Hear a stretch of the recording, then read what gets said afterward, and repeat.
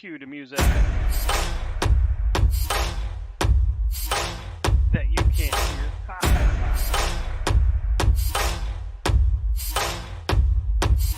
It's pretty generic.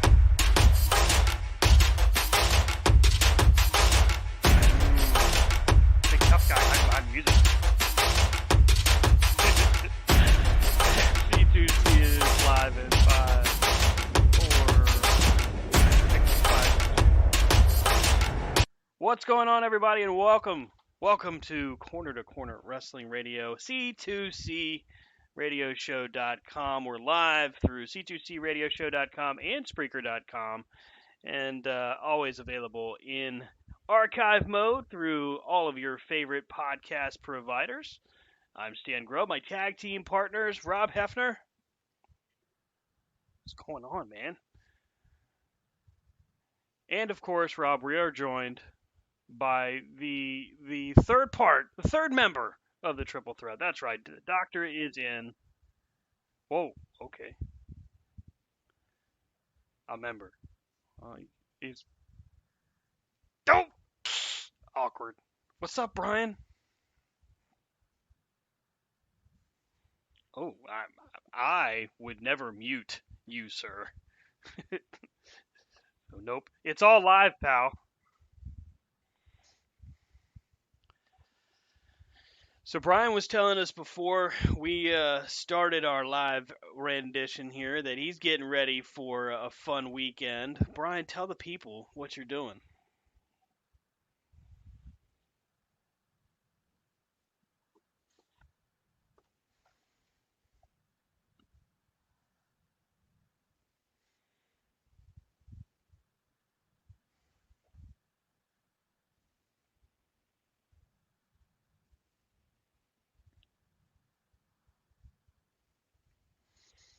Now you've got a lot of different guests that are that are going to be there. So I know you've got a lot to choose from, but you got kind of a grail opportunity there, don't you?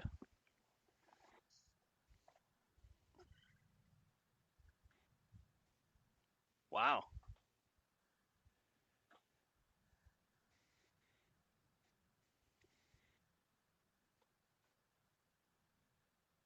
Yeah.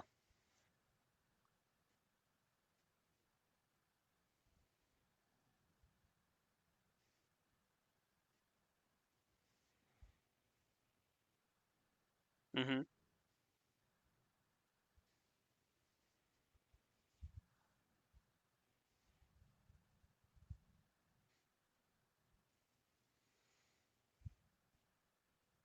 I mean, he's a busy dude right now. He is behind the wheel at DC, and they just had a hell of an opening weekend for Black Adam.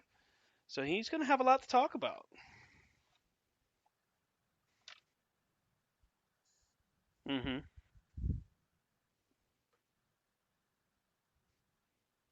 Yeah.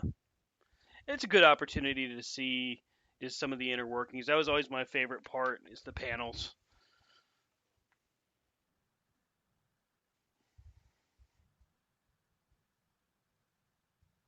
Mhm.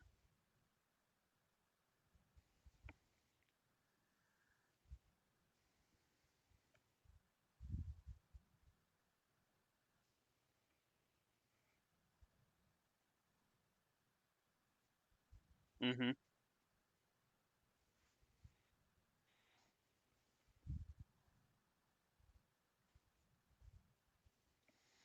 And you got a good opportunity there for some spotlight pieces for Vlad Dragul's Fandemonium Emporium. You got to, man. It never dies. It just sits dormant until it's needed.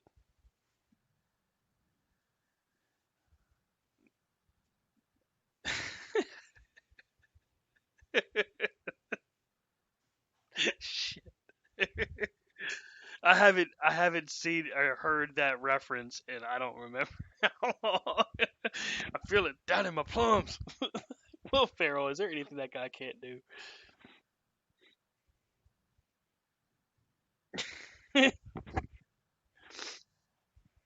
So you got a hell of a weekend getting ready to come up.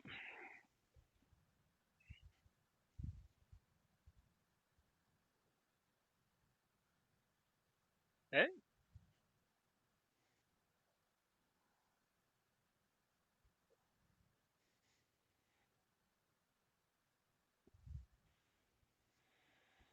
just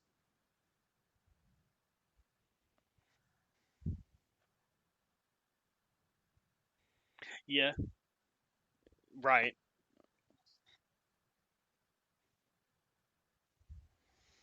We could have some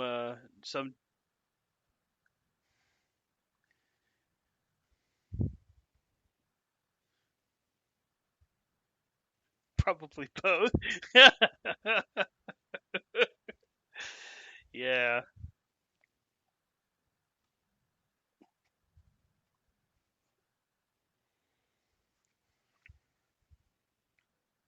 that might have been me. There might have been a credit card that was taken out specifically to have for that convention. Well, it was back when credit wasn't really a thing to me. I wasn't worried. Should have been, but I wasn't.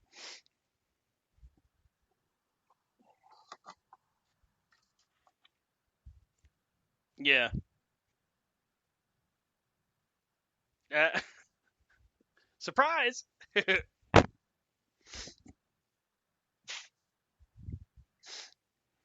This is a random bill. Never seen this one before.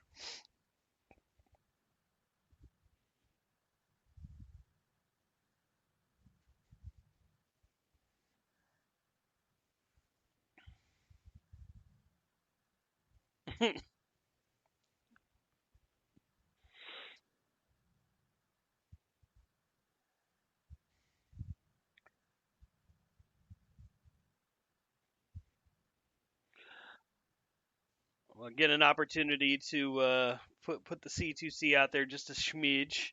Maybe drink some beer with the Mulkeys again. I'm sure they'd like that.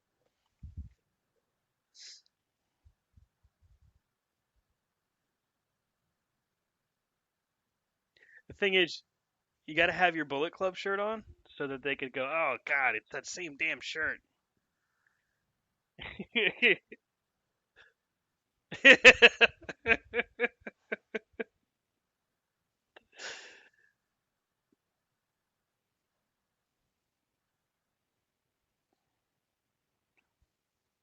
You'd have to, out of respect,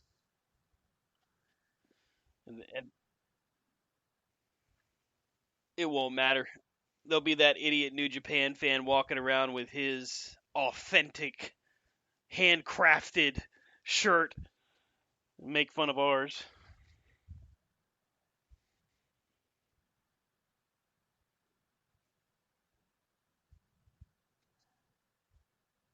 And make sure when you go to the con this week, you wear a mask.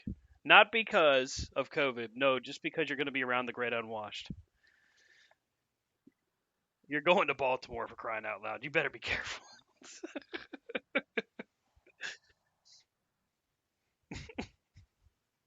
You never know, man. There's some crazy people out there.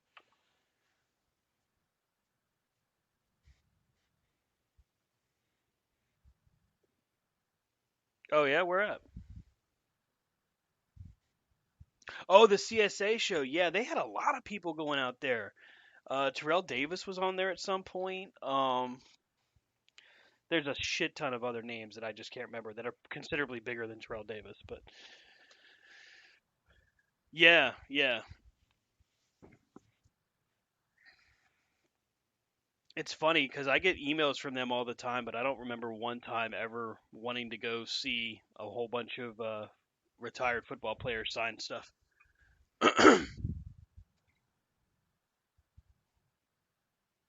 That'd be a cool one. Yeah.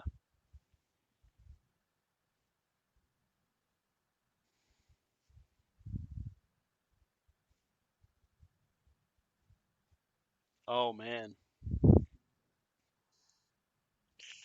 Yep. You don't get a redo on that one there. Sorry.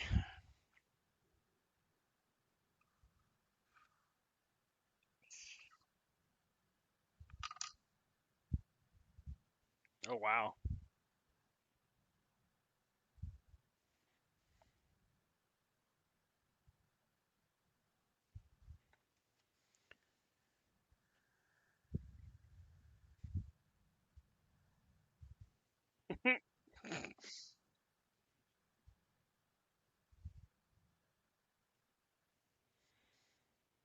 So there,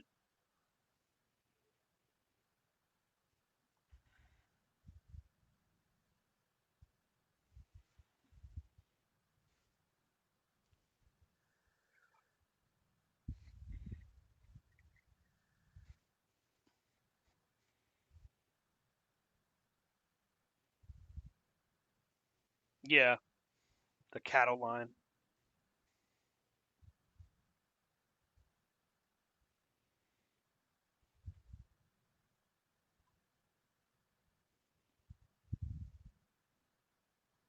Hmm.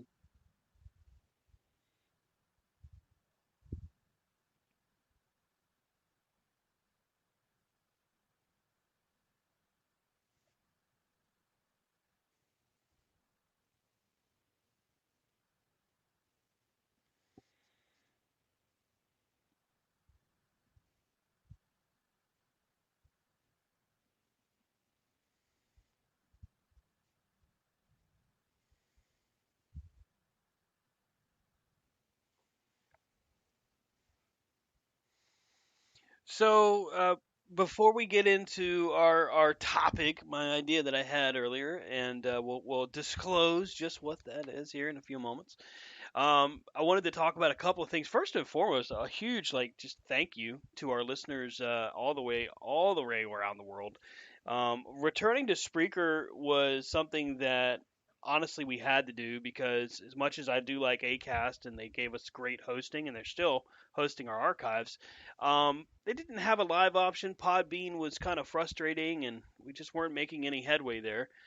But our downloads, guys, have seen a great increase in moving and kind of refreshing everything.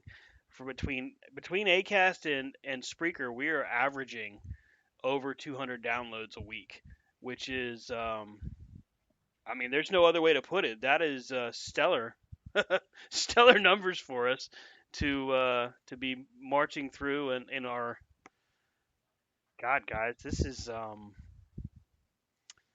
like our sixth year. Yeah, 6 years in. All right. Well, I wasn't gonna say that, but I mean, if you want to put it out there, I mean, I can't argue with it. Last week's watch along that we did for Tuesday Night Dynamite actually got some nice responses. So it's good to see our live watch along still get the attention of others.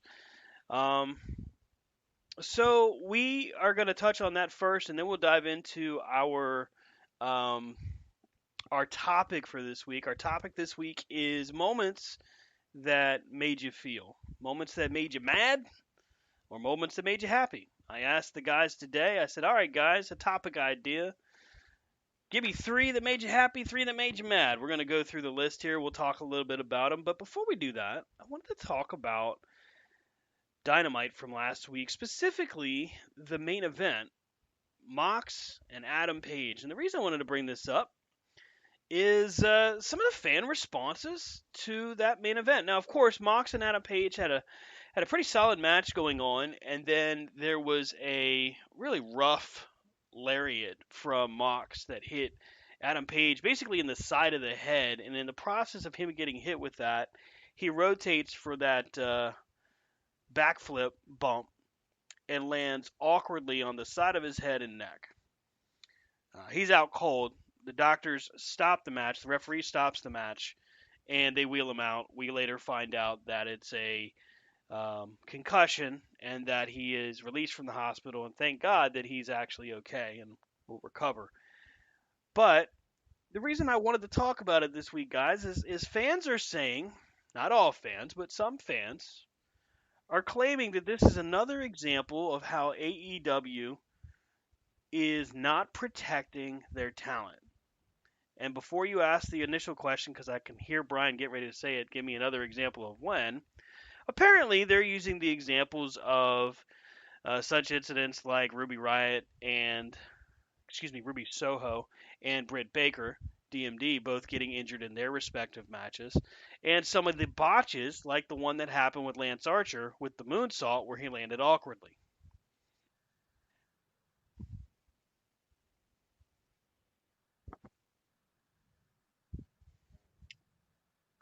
Go for it. Okay, good one. Okay, another good one. Very good ones, and I like where you're headed with that. So we'll lead with you because you've got some good examples there. Brian fans are pissed. They're saying Tony Khan's not protecting his talent. You bring up two examples of WWE with, and at the time of both of those injuries, Triple H and Vince McMahon at the helm together. So you can't necessarily say it's a Vince thing. What do you think? Hmm.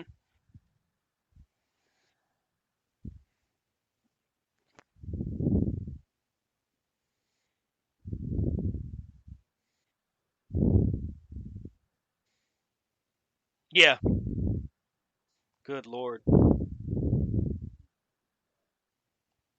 That was really uncomfortable to watch too.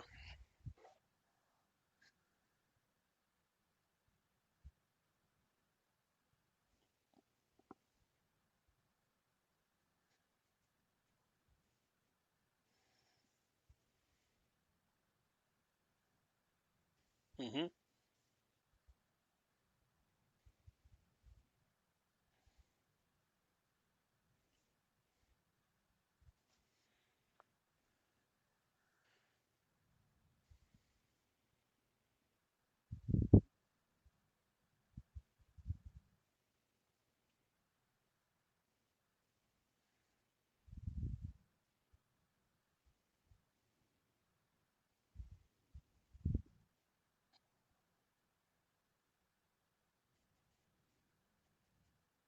Hmm.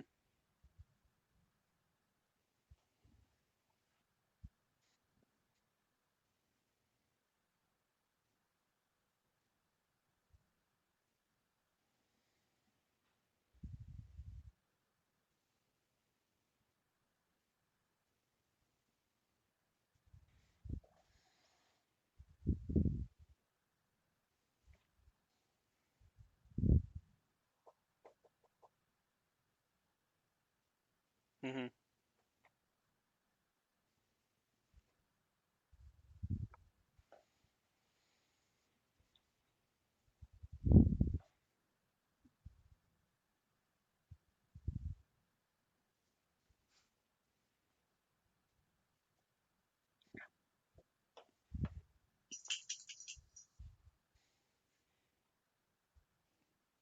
Let me just say, I fucking hate that guy, and I don't hate anybody. Yeah, absolutely.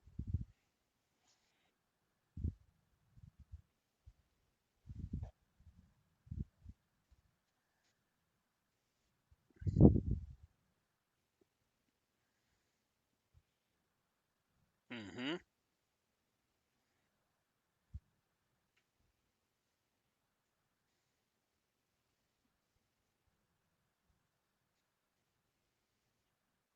Mm.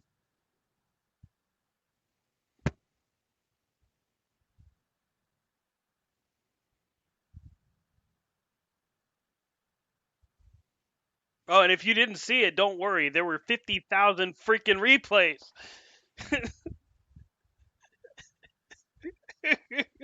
And here's another angle.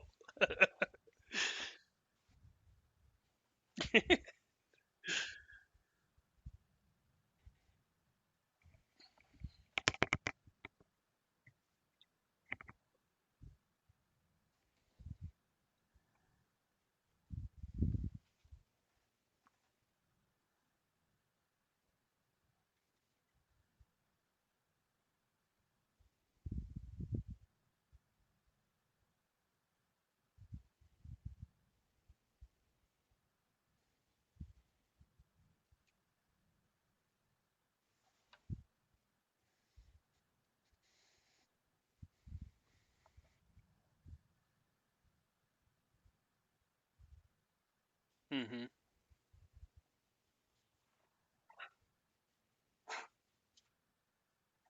Hmm.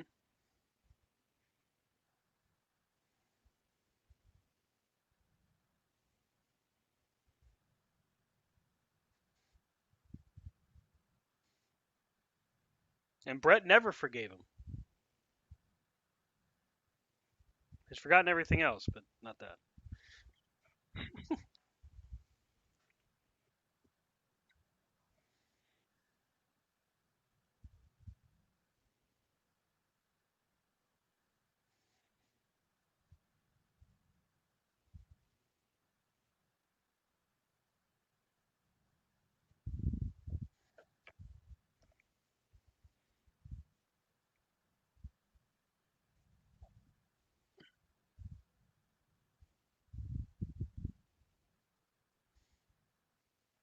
Or what about that idiot guy on Instagram, Superhuman? This is for all my juggalos and juggalettes.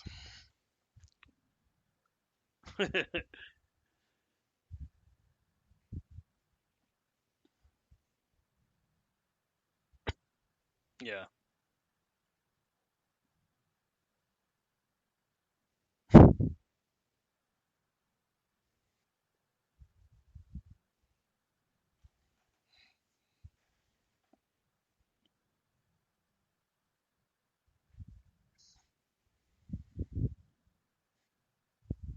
Mhm.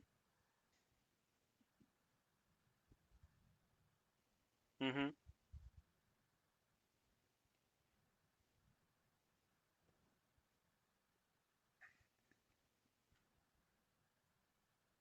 Right.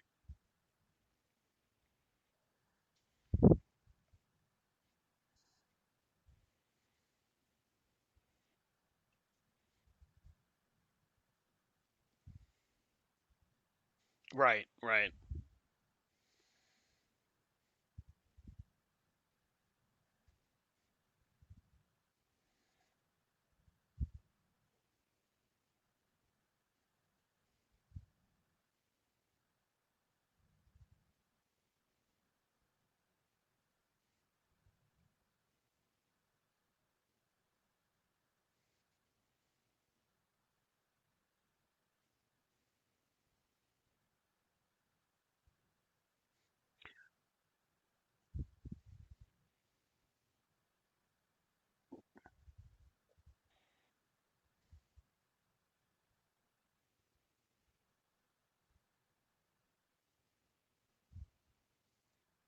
Mhm.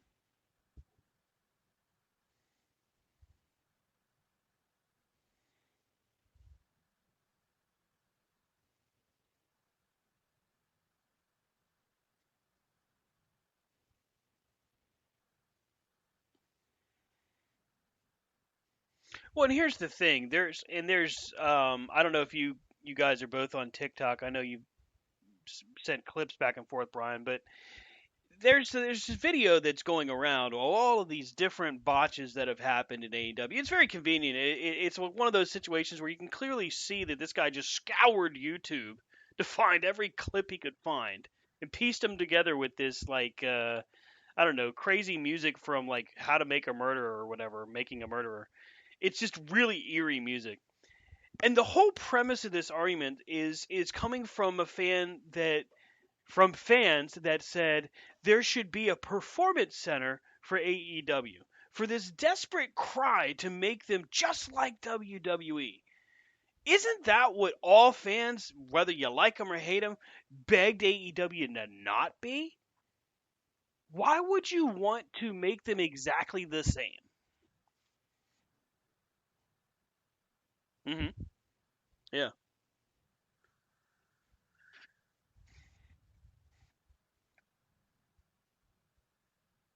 Hmm. Tons of them. Yep.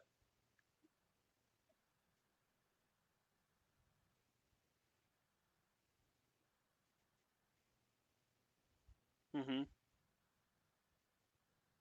Yep.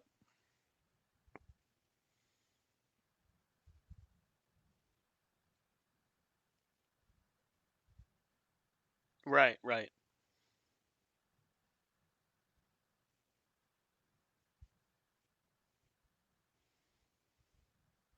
Hmm.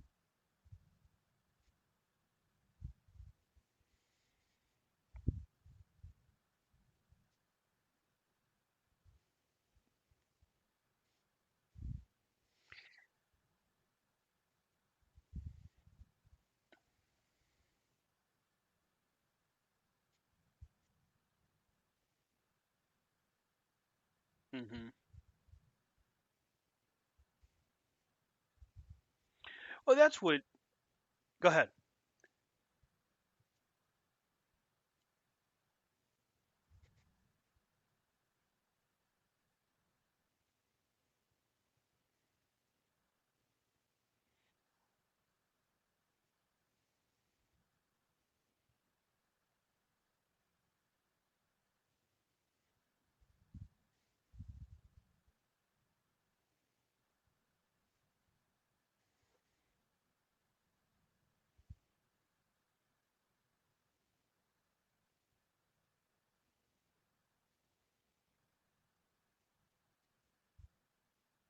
Right.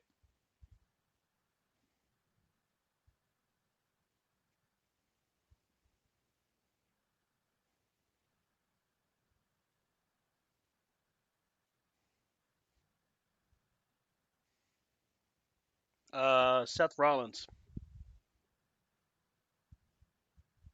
Hmm. But don't forget about also him smashing John Cena's nose off his face. You know.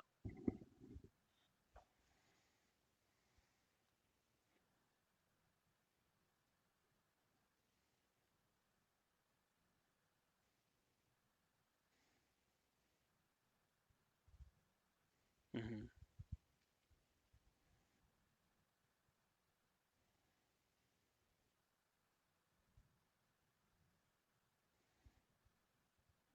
Oh yeah, his quads on the Rumble.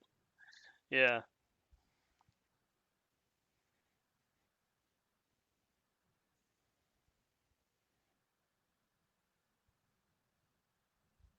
Yeah, that was nasty.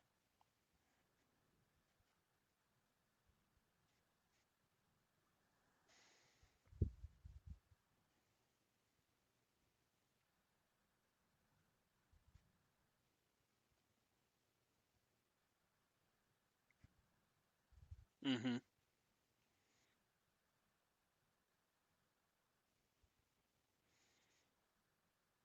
Hmm. Yep.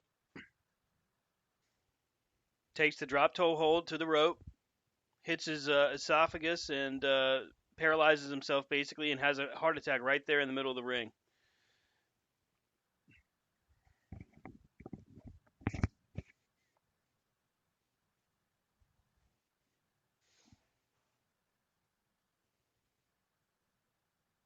Oh yeah.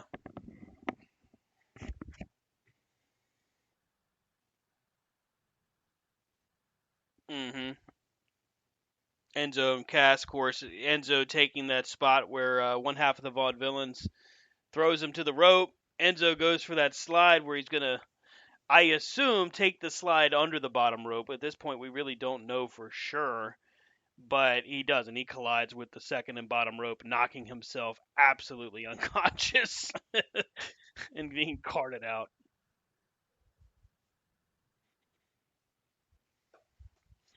It just feels like, yeah, yeah, and of course the scariest part of that was when his eyes rolled to the back of his head.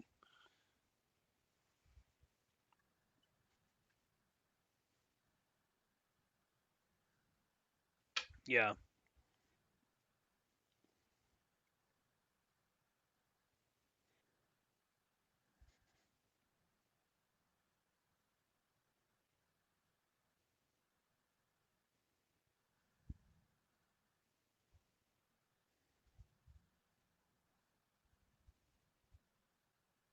Hmm.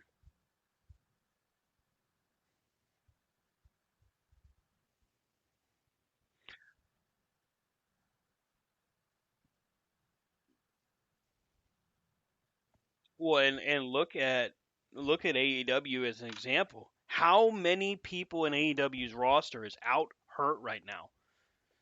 I mean, there's a lot of people hurt right now. It's it's kind of crazy. Yeah, exactly.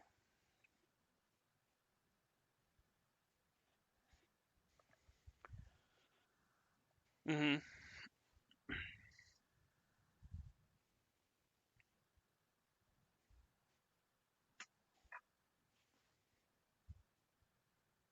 Right, right, right. Well, and that's the thing. Like, I don't mind the an injury angle and all that, but stuff that irritates the shit out of me is when someone will just from way left field, like not even in the ballpark left field, just make a statement like that and then it gains traction. Then you have an idiot, an absolute moron like Goberti, that just throws his attitude out there like, oh, well, the WWE and WCW, they're different. No, they're really not. Okay, so was it Jim Hurd's fault when Arn Anderson stabbed the shit out of Sid? Was it his fault? Yeah. Well, how about Sting tearing his patella when he was running to the ring to get at Ric Flair before his big match? Yeah,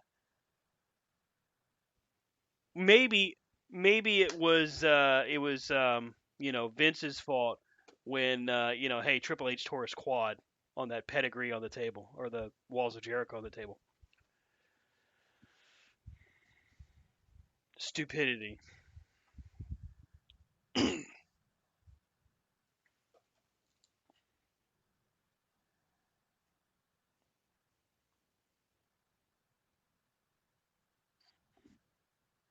He's so desperate for attention. Conan had a career, man.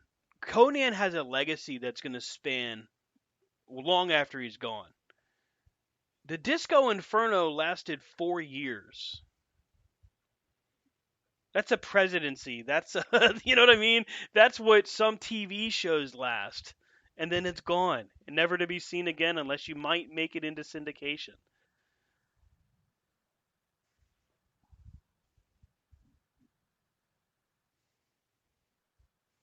Right?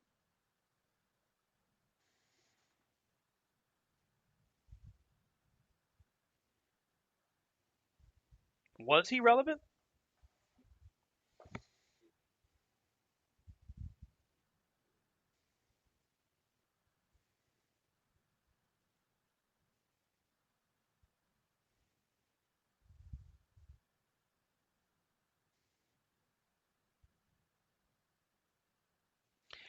Dis-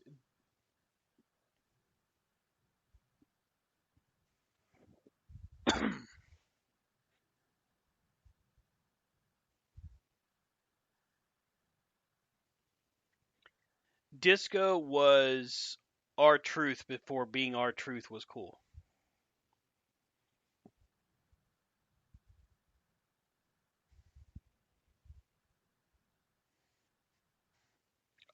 Mantar.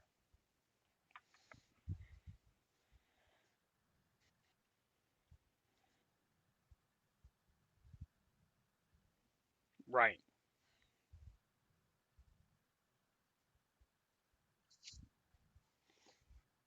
There's not a chance in hell I'd even let him sign in. Because here's what would happen, much like may he rest in peace, much like Axel Rotten did. He'd probably come on half inebriated, screaming we're a bunch of effing marks, and then hang up on us. I don't even think he'd give us the time of day outside of that, because he's just that kind of guy.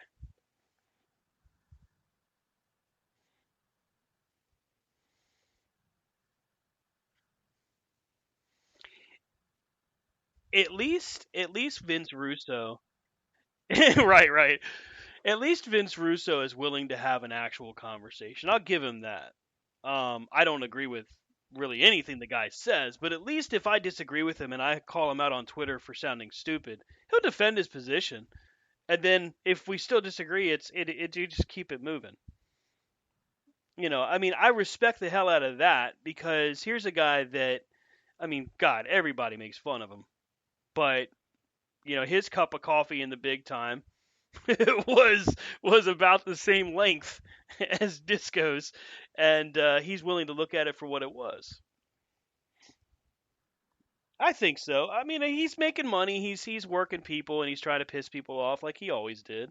But he also doesn't take himself so seriously to the point where he's willing to verbally set himself on fire. Yeah.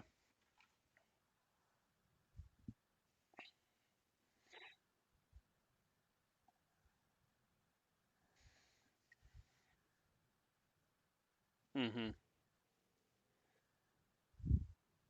Yeah.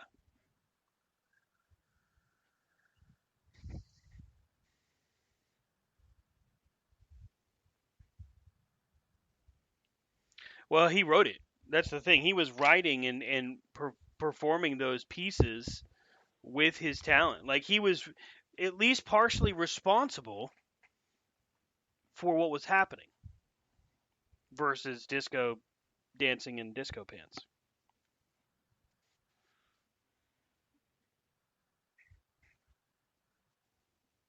blood runs cold.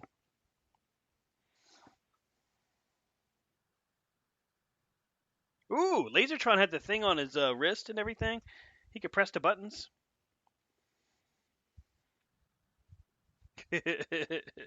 Boop boop boop boop boop. It always amazes me when fans try so hard to like point out things that just aren't there. There's just so many tinfoil hat theories out there. It's alarming. How we have a guy that does it in our chat.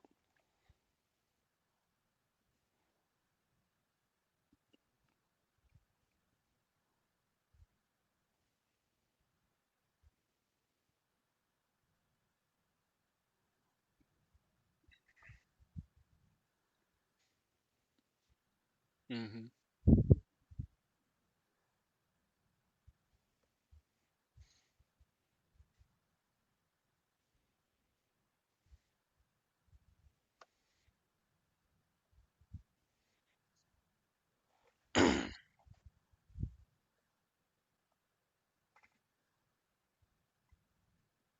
Right.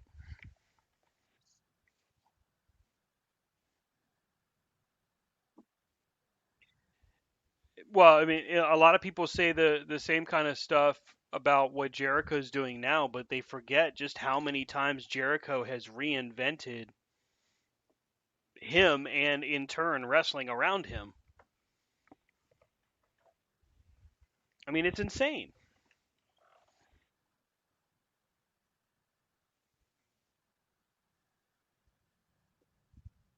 Hmm.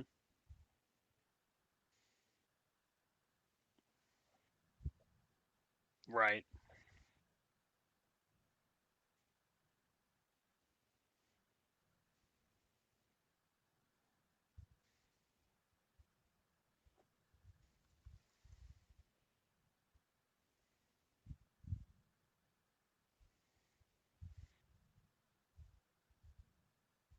Hmm.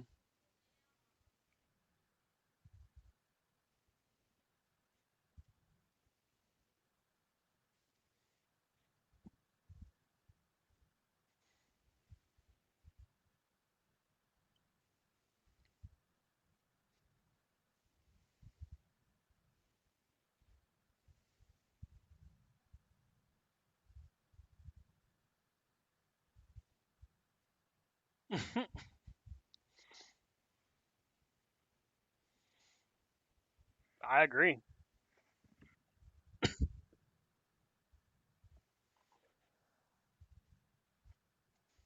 Don't try this at home.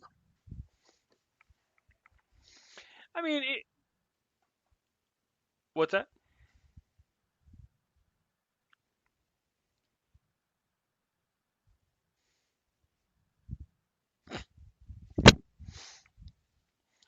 I mean, these I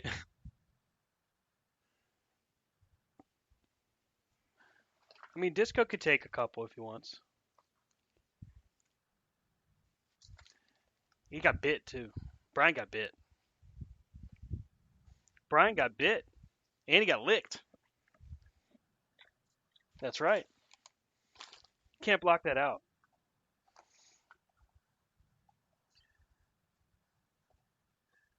That's right. Brian didn't blame the Woodies. He didn't say, "Ah, it's y'all's fault. I got attacked." Although I think he might have if he had gotten the opportunity.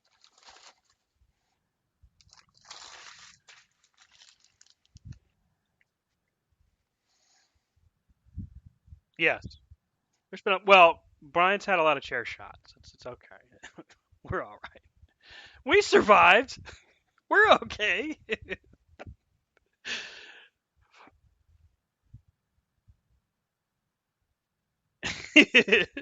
Who's there? Hello.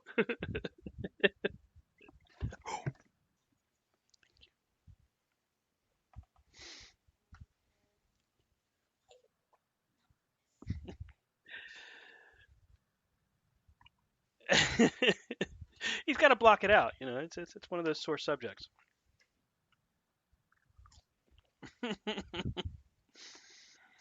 So I asked you guys the question earlier.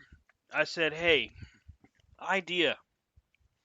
Tell me about what made you feel. So we'll do one at a time. Top three, not necessarily in any specific order unless you want to rank them. Brian, what were three times that wrestling pissed you off?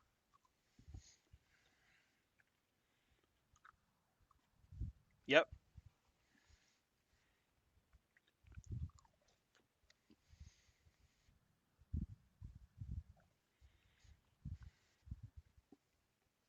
I do.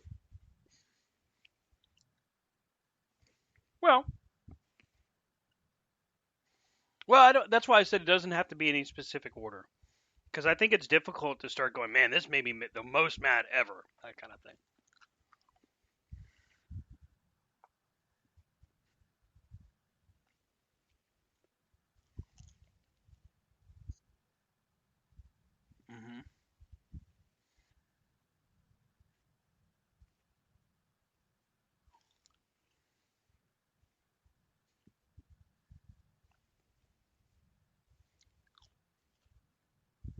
Hmm. Hmm. Now, was that a moment that you felt like it pulled you out of being a fan because of just how? No, I'm serious. I'm just kind of asking what your thought was there.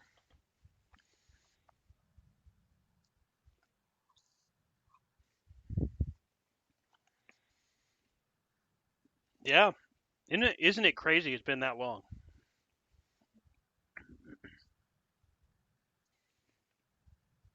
Hmm.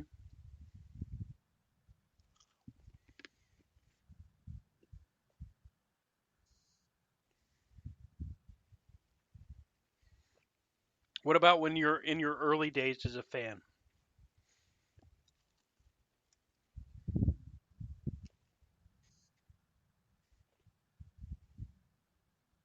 Hmm.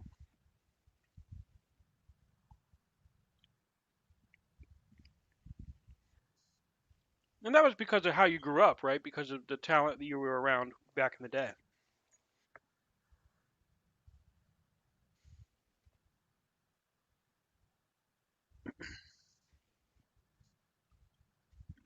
Hmm.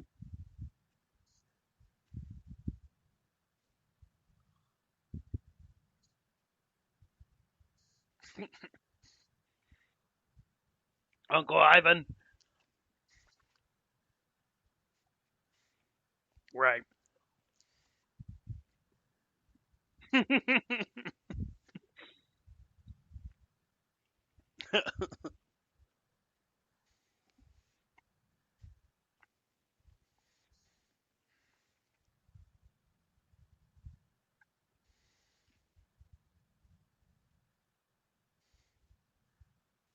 Okay. When we come back to you, when we come back to you, be ready with one that made you like over the moon excited or happy. Okay. All right, Rob. Talk to me about times wrestling pissed you off.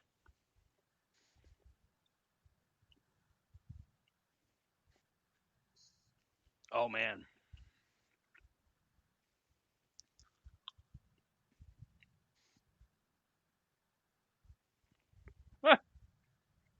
Wait, you wrote a letter to him too? Oh my god. So did I.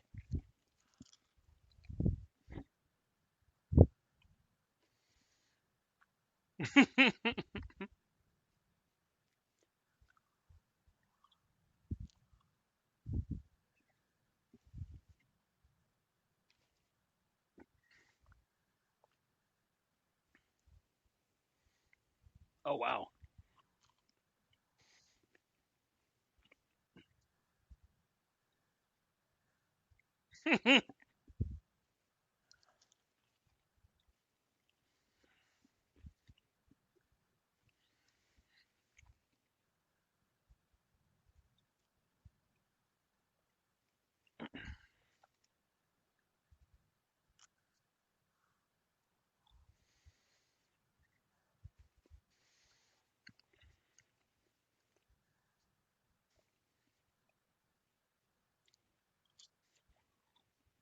Hmm.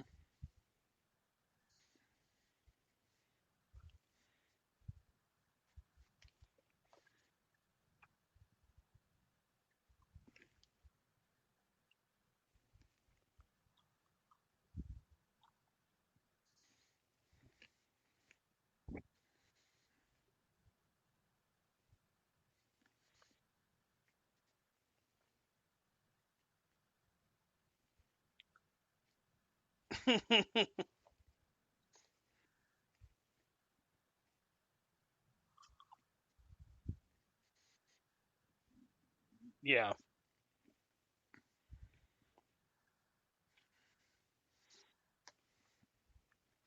So I like yours because you and I had a similar thought process there. Early times when we were just completely bought in, we starting to get our fandom up in the Attitude Era, and then once we kind of understood how things were laid out, that kind of thing. So,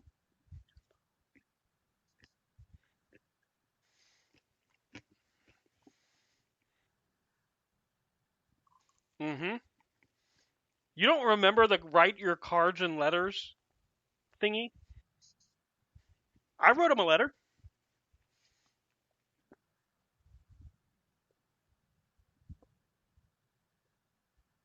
Hmm.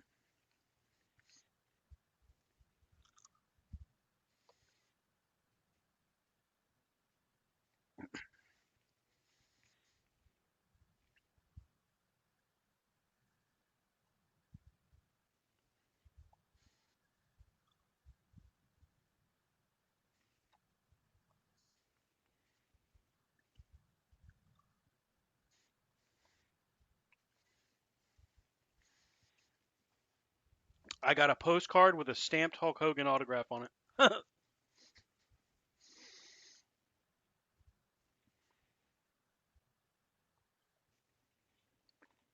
Dude, Hulkamania was infectious back in the day.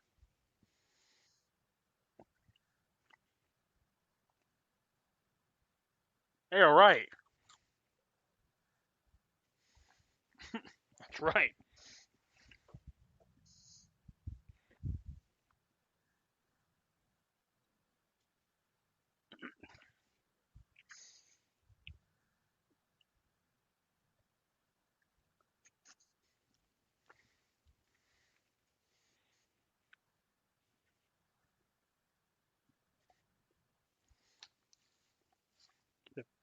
There's a problem.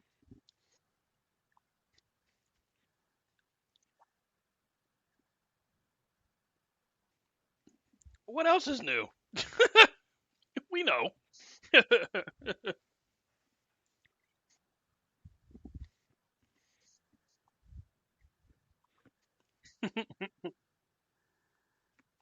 Right.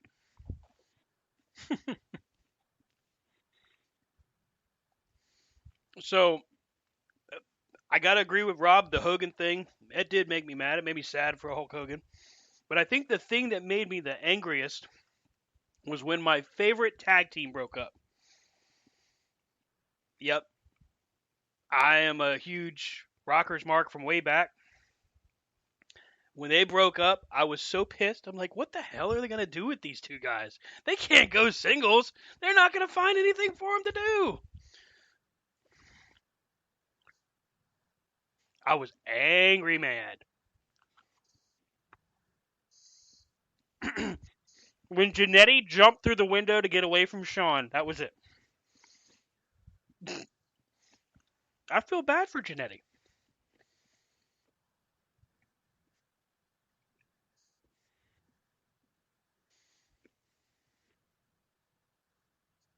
Mm-hmm.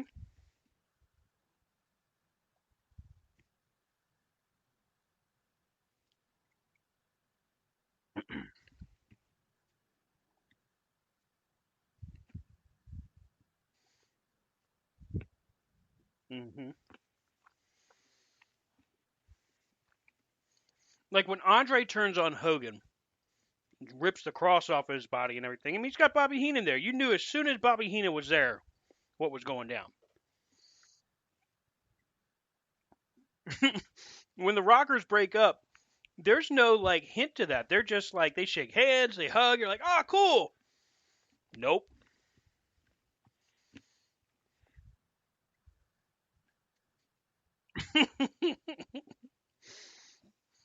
Now, again, kind of in the same vein as Rob and Brian with the Attitude Era, NWO era.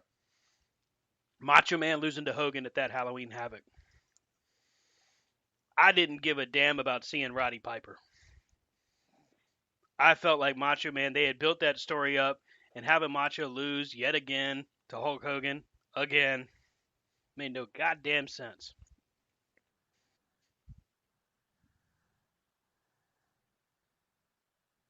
That's true.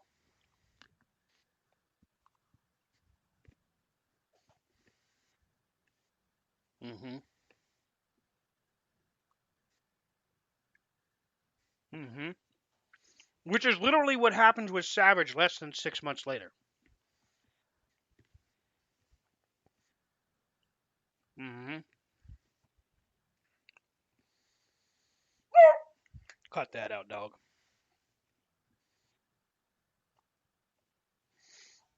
And then the time I can remember being the angriest in a more recent setting was when Roman Reigns won the Royal Rumble instead of Daniel Bryan.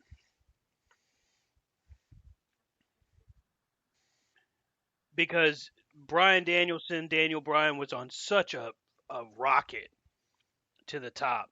And Roman had been steadily just booed ever since he came back from his surgery at that Survivor Series prior. It was just such the wrong move. It was a huge example, a glaring example of how in 2013, 2014, Vince had no idea what the hell to do. Good to see he got out of that habit. Oh, wait, no, he didn't.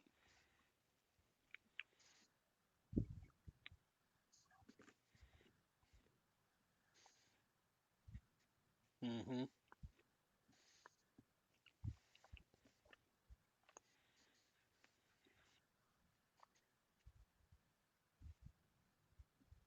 Right, right, right.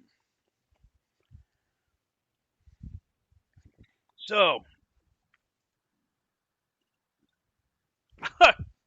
right.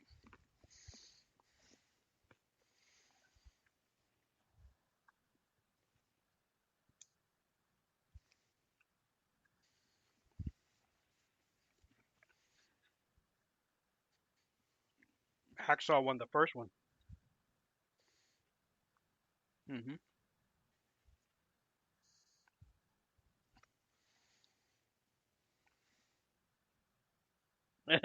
Hogan did win twice. Austin's won twice. HBK's won twice. Um, Roman's won it twice. Yeah.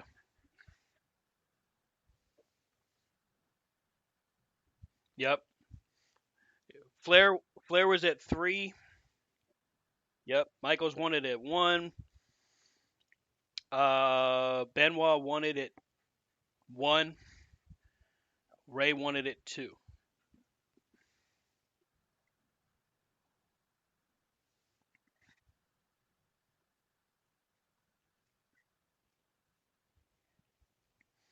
That'd be kind of neat.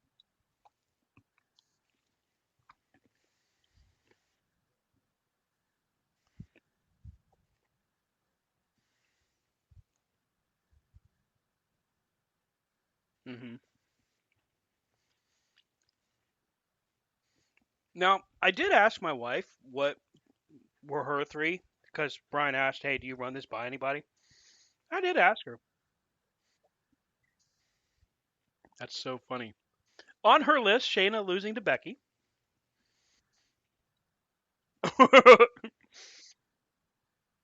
Wade Barrett versus Randy Orton in Survivor Series where Cena gets fired.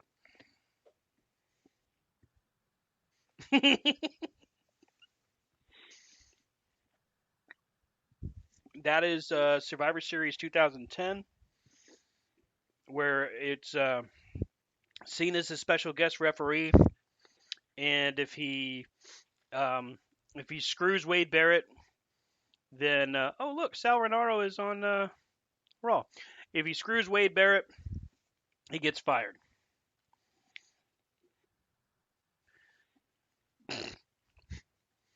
And the other one, I I remember it, but I don't remember it being all that important. Vince and Stephanie at No Mercy '03.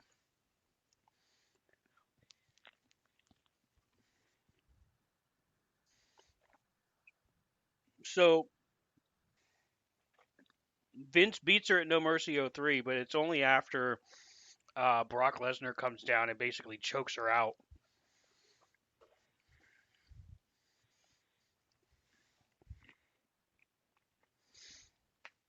Well, it's an interesting perspective because it's completely different from where we stood. You know what I mean? But it's a different time frame. It's a different era.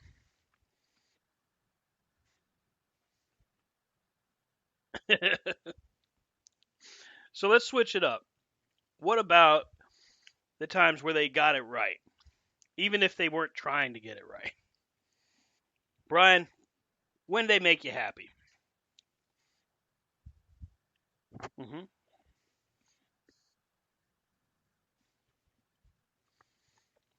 Hmm.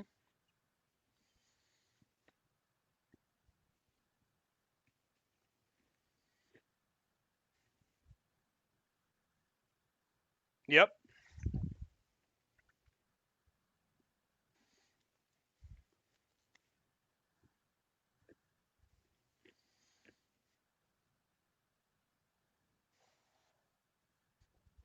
Ooh, okay. That made you happy. Jesus.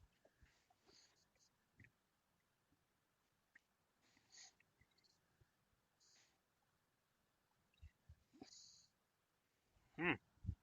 So what you're saying is rock and roll needed to die.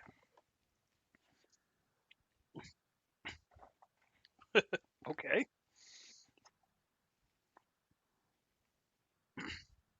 That that that just got a little morbid, but okay.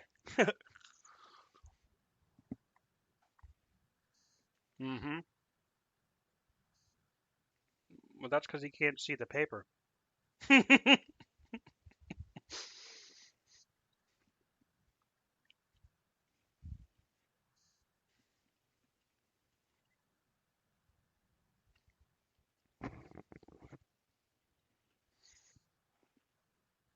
You were happy when that happened.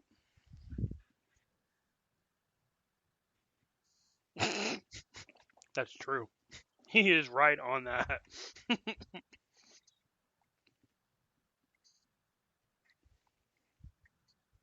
I mean, there's a guy who on social media is famous because of his reaction to that.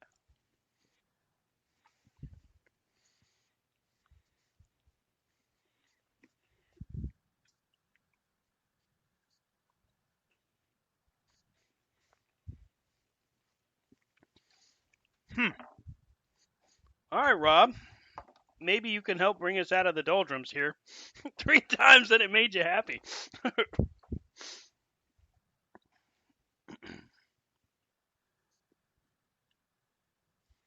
Okay.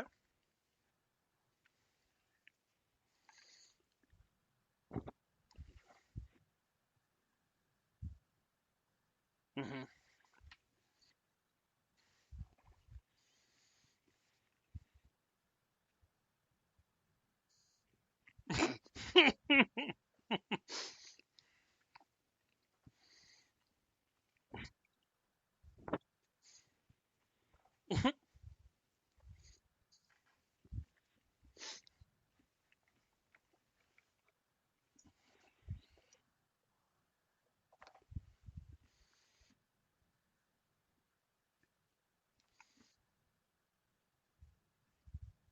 Hmm.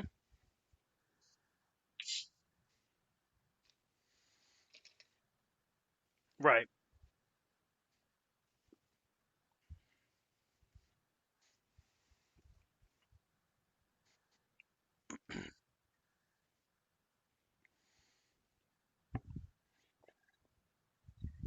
Hmm.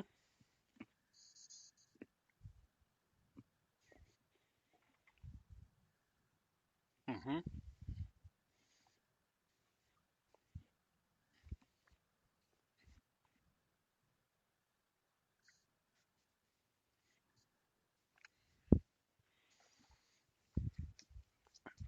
I always like the ones that you never see coming, the returns.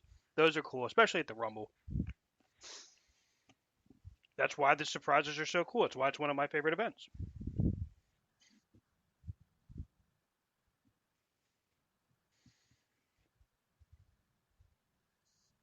Hmm.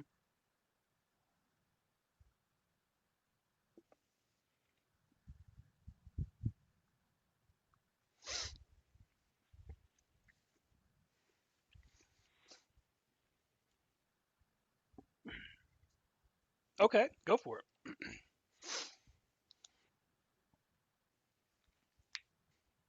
Ah.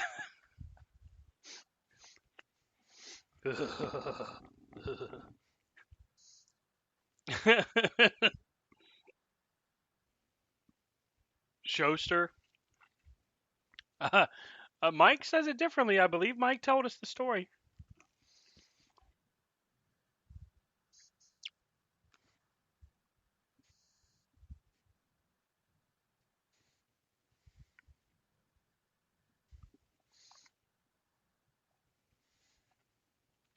Mike told us you were doing the pose down.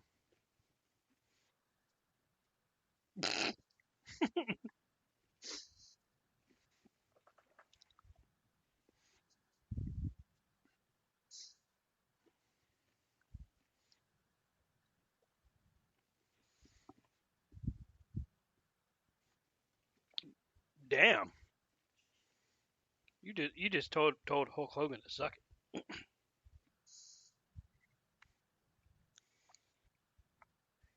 Not a Hulkamaniac.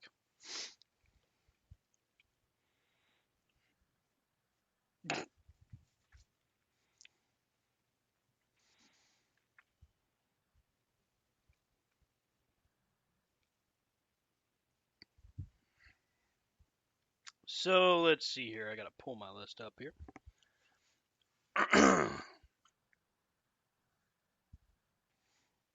That was a good one.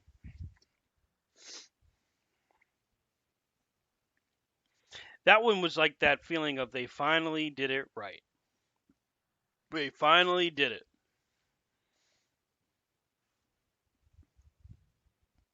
Here's what I have. 1990, Sting beats Ric Flair for the world title. That hmm?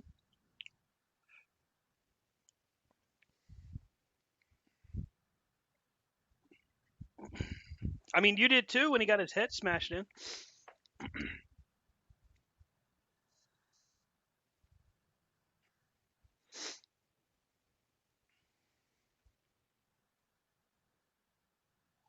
It's just business. It's just business. I Sting was the guy that Sting and the Steiners were the people that drew me in to the NWA and WCW. That was how I got really introduced to it. So I remember watching that Clash of the Champions where Sting got beat up by the Horsemen, which I mean, even at that age, I remember feeling like he's not going to last in the Horsemen. I mean, you just knew. You just knew that his friendship with Ric Flair wasn't going to be very long. But even still, I remember that being like one of the first WCW events I ever ordered, actually, and that was really cool. Because I remember all his buddies were surrounding the ring and everything, and carrying him on their shoulders. It was like the first time I remember actually seeing anything like that in wrestling.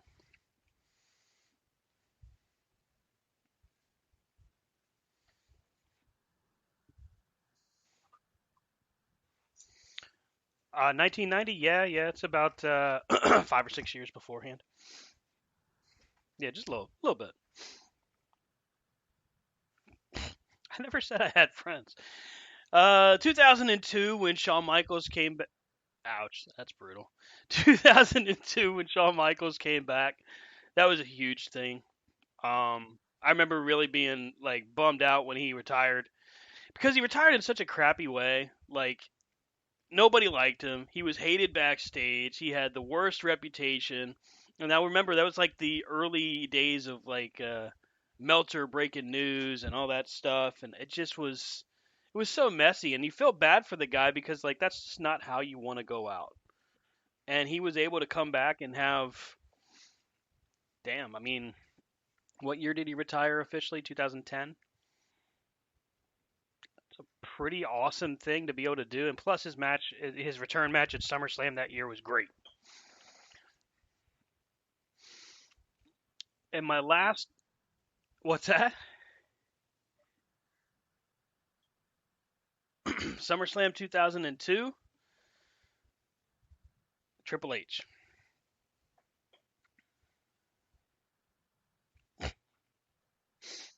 Well, I guess it really impacted you in a real personal way.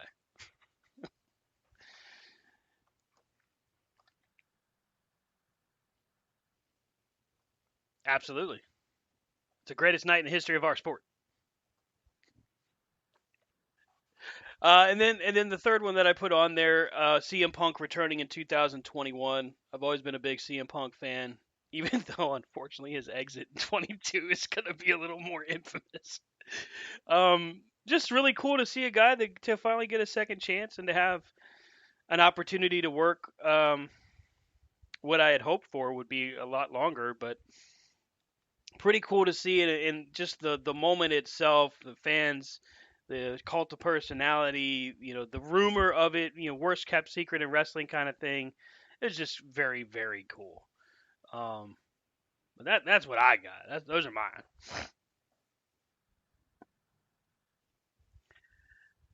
Uh, yeah, I don't know. It's over for sure.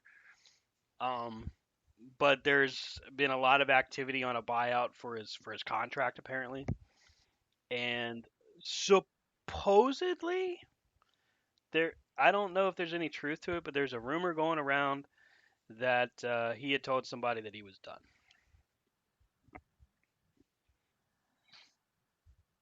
Fair point.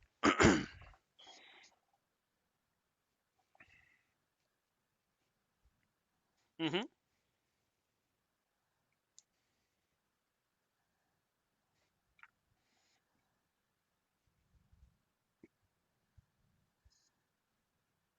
Right, right.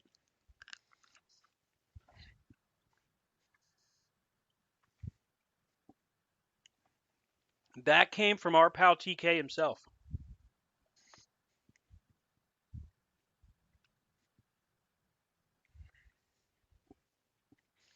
We got it from TK. He said he's got an office job.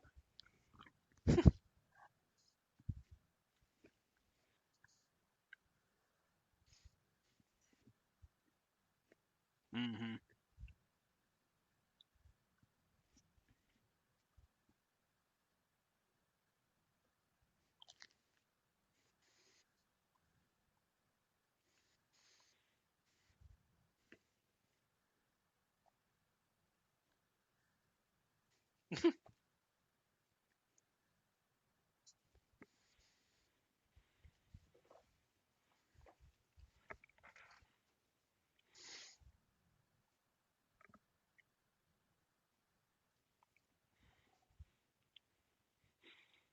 He's,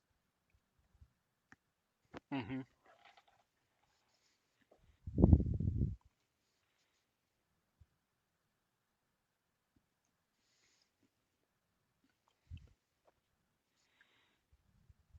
I couldn't see him going back to WWE. It doesn't mean it'll never happen because I think we've learned that lesson to never say never. I just don't see it happening.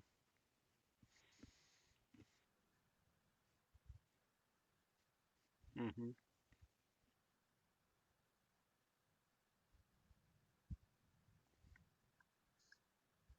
Hmm.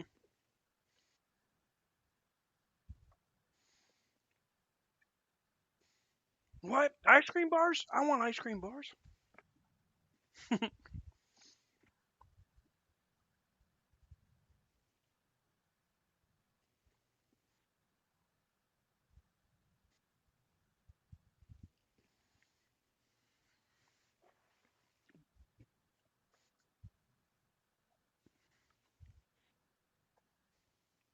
So, so he's not selling ice cream? Damn it. Damn it. controlling people's emotions and their appetites. Screw you guys. Here's my ice cream. He's going to retire and sell ice cream for the rest of his life.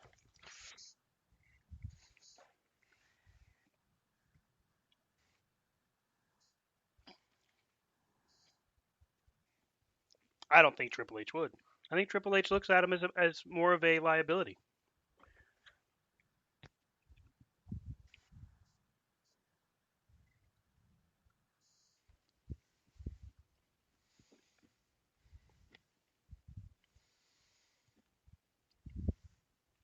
I can't see him. I just can't see him in a WWE ring again. I don't think it would happen. Agreed.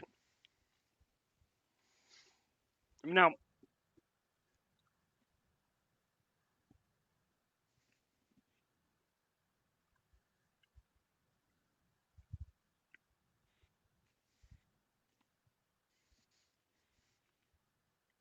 hmm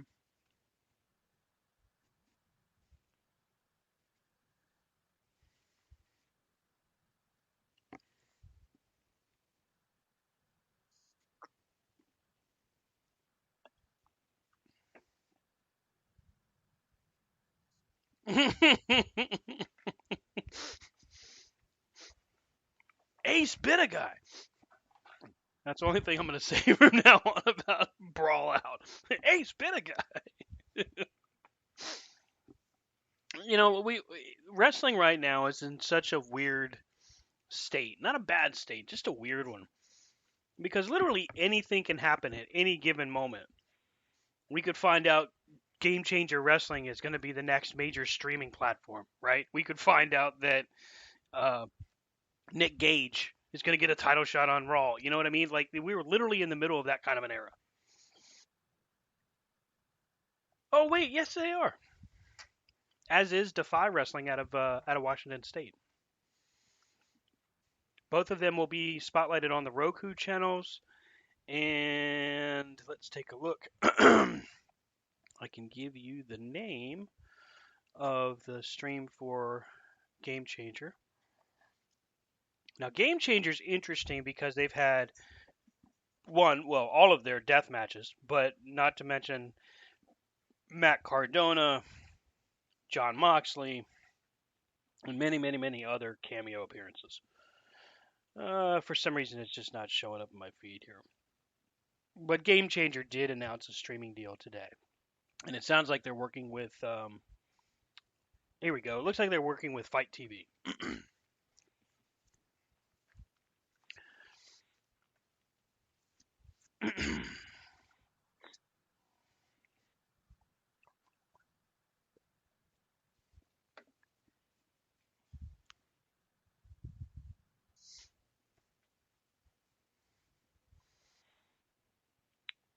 AEW was going to let Billy Gunn show up last Monday, Brian, for the DX 25th anniversary. But WWE refused to acknowledge that Billy Gunn worked at AEW. So he pulled him from the appearance. What do you think? Good, bad? What do you think?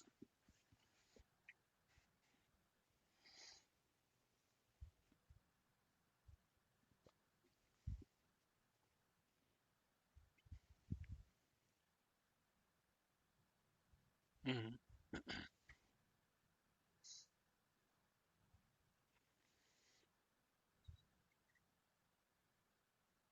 Mm-hmm.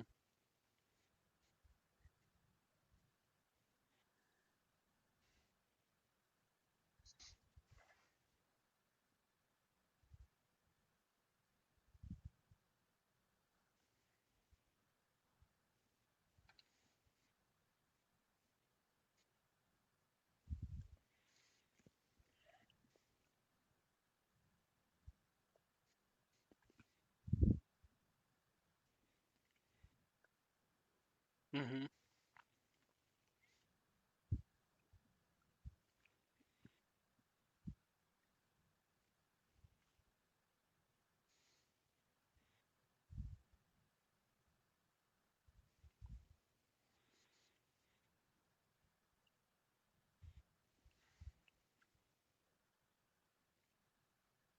That would have been awesome.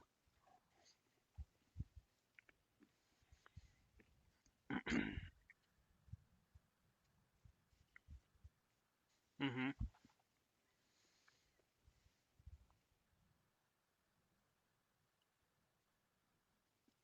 They did not say AEW by name with Cody, but they did say he had made a huge name for himself working in other places. I think that's about as close as you'd get with that.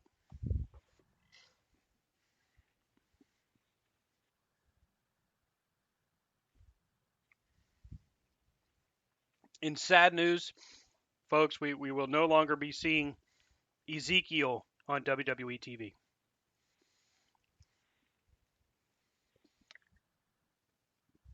No, Ezekiel was released from WWE. However, I'm excited to announce that Elias is back. So nobody gets to speak with Zeke anymore. WWE did actually, I don't know why, but they did actually do a press release advising they had released Ezekiel. And Elias would quote on Twitter that he was sad to see his brother retire and he had a great career.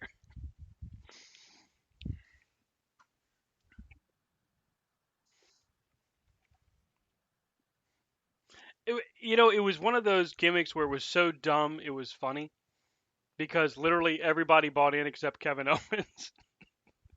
No, that's not Elias. It's Ezekiel. What are you talking about? That was the best part of it because Kevin Owens would be like, "No, you're lying.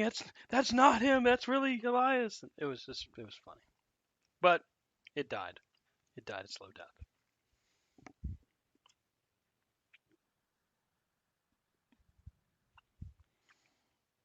I thought it was funny. I wouldn't necessarily say he was like the second coming or anything. Let's not go too far.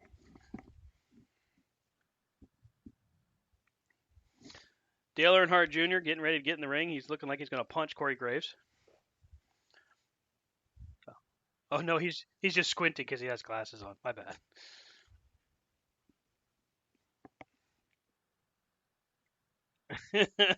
Don't do it,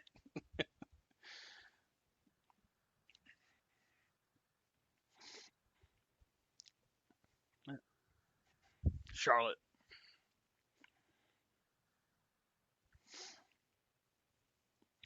Uh, let's see. One thing I did want to touch on was wanted to send out some thoughts, condolences, and prayers to Kevin Nash and his family. Um, Found out last Friday, I think it was last Friday, that Kevin Nash's son Tristan had passed away from apparent heart attack.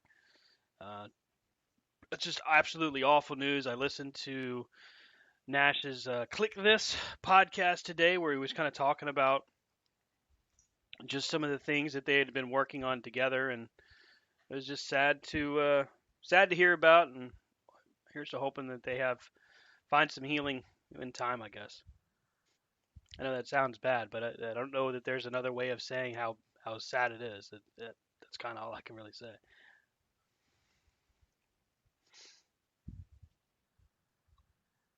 26 years old. That's just that's too damn young, especially for a heart attack. I'm just gonna say all the things that Brian says. Is that okay? Yes. Right. No, I do. I feel like I'm just saying the same things you're saying. I'm just restating them. Oh, yep, you're right, Brian. I'm right. Yeah, right. Yes. Uh, Rampage was Friday night. We had an All Atlantic Championship defense with Preston Vance, Roosh, and Orange Cassidy. Rob, what do you think of Orange Cassidy as All Atlantic Champion? Ooh, not excited. Okay, why is that?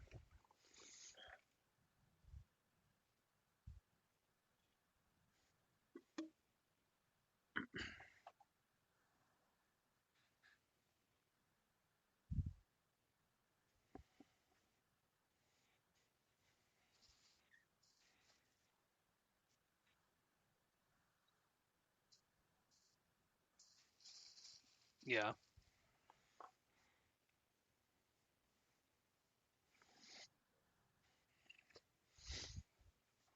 Brian, same question. What do you think of Orange Cassidy as champion?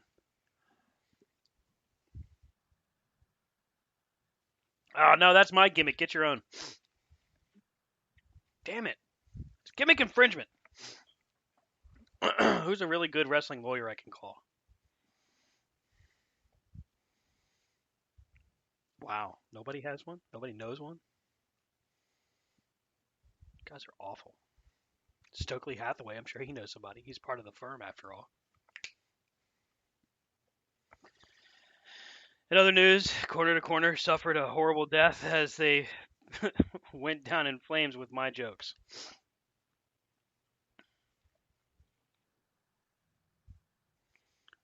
Well, we can't all just be funny looking. Some of us actually have to try hard.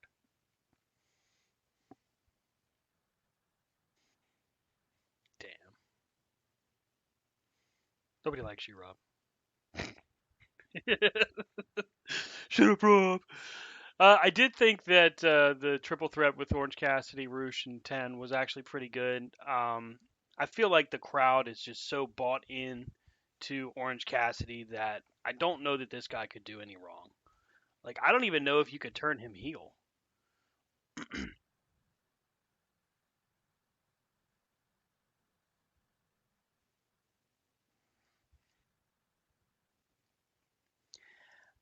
I think I think what's going to happen here is now he's like Roosh has gotten in his head, and they're basically just continuing the whole Andrade angle. Only Roosh is now the guy in charge.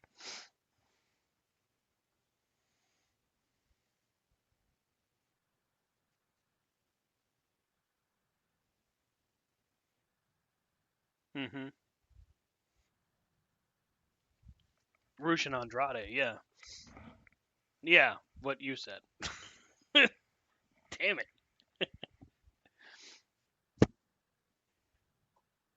Mm-hmm.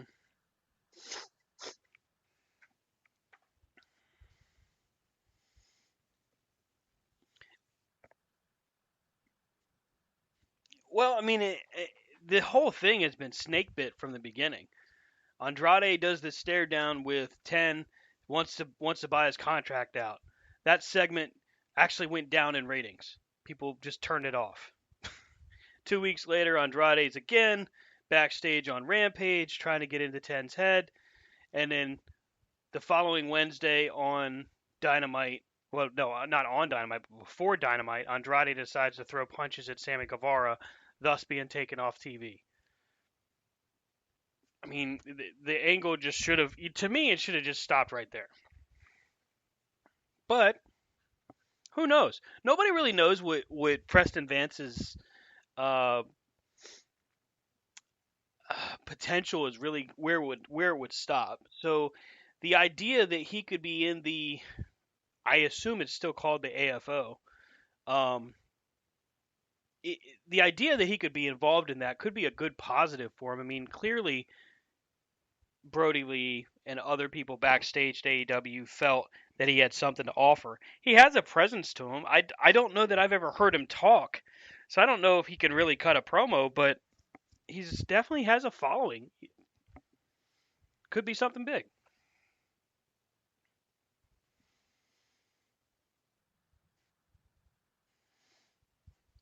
You don't see maybe a little bit of opportunity, kind of like Hobbs? No. Okay.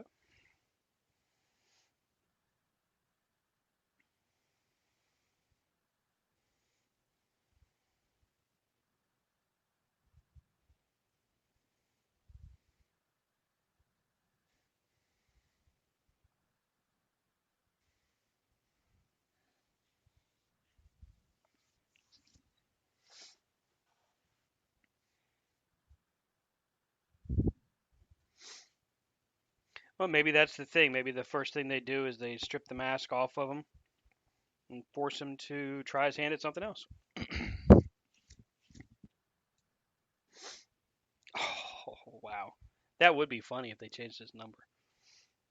You're no longer 10. You are now 11. Ha ha ha. Like, I just don't know if that would really go over very well.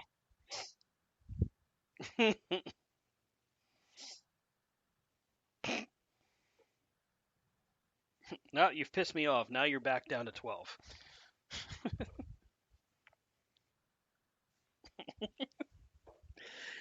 Do you think that the Dark Order is done, guys? Like, do you think that the Dark Order has kind of run its course? Or do you think that there's more to the story?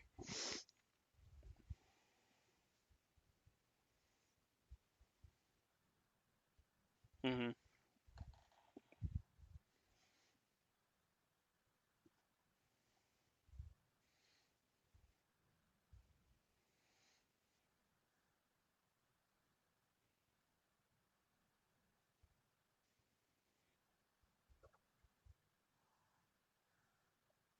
Mm-hmm.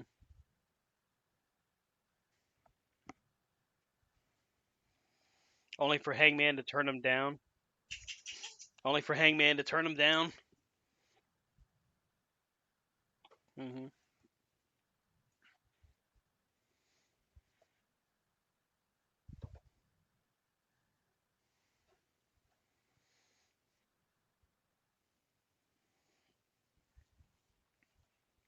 Brian, same question. Is there time done, you think? Now, damn it, that's twice. One more time, that's three strikes, you're out. That's right, three strikes.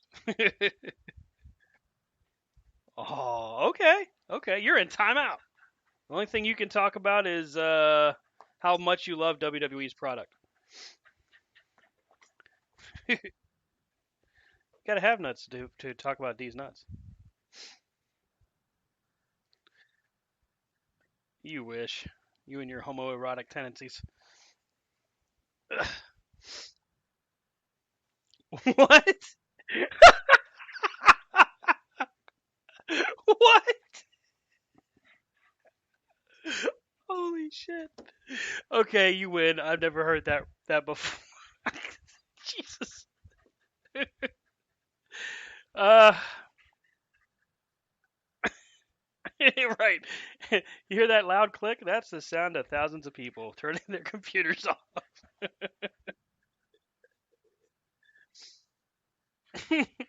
Hey, but we're big in Ireland. Shout out to all the folks in Ireland. Number 15 on the charts and podcasts in Ireland. That's right. If all, yo, I'm all about drinking and doing some podcasting.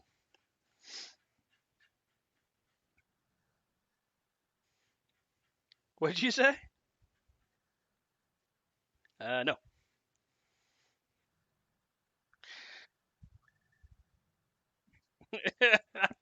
Well, you guys will represent. Have fun.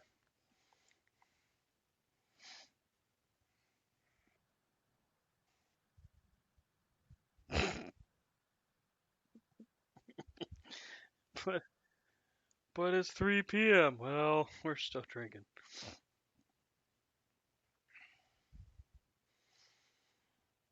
Not really a lot else going on as far as newsworthiness, unless you guys have heard anything. What do you got for me this week?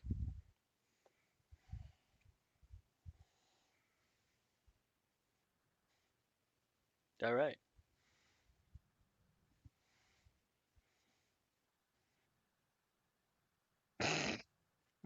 The internet's? Yeah, the feed.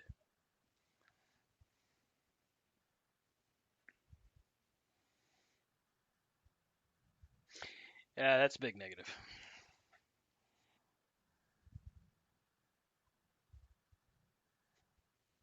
Yeah, what do you think of that? ROH is going to be at 3 p.m. NXT will probably be at 7 o'clock, 8 o'clock. I mean, is Tony Khan going to do another media scrum where he gets pissed off and says he's got more money?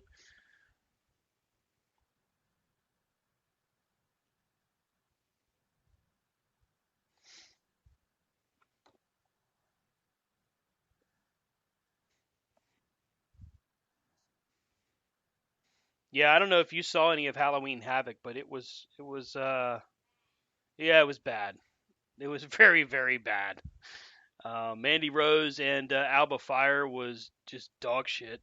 They tried to do like a cinematic piece for it. It just didn't work.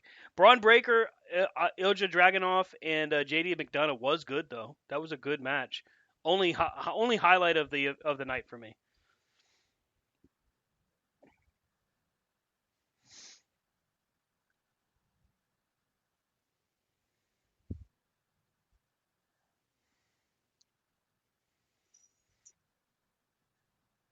Yeah, I don't understand how she even got involved. I know they were desperate to get attention to the show, so they threw as many names as they possibly could this past Tuesday.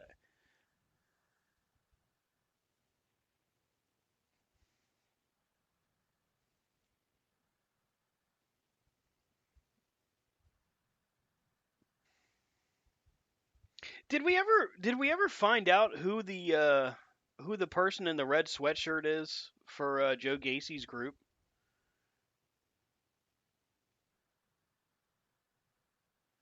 Okay. So if they had, you probably wouldn't have even like I don't know, somebody in a sweatshirt. What the hell?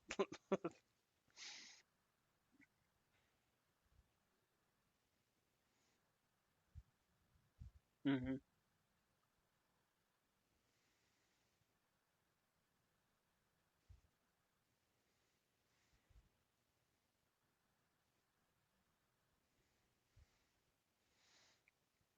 It's hard to get behind, especially when they can't seem to figure out what they want to do, and people are.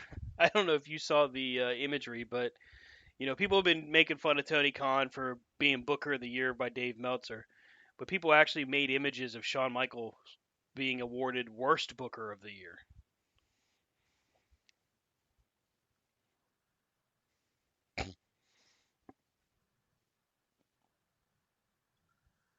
I mean, well, he's the head guy, but he's running both brands up top. Michaels is in charge of NXT. Michaels is actually a VP now.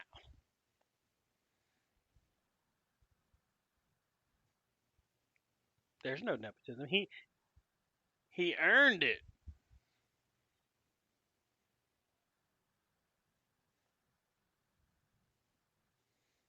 Yeah, I don't understand why they kept them unless they're just trying to honor someone else's commitment. I don't know. I don't think Bruce Pritchard was that important as an idea man as he likes to profess that he is.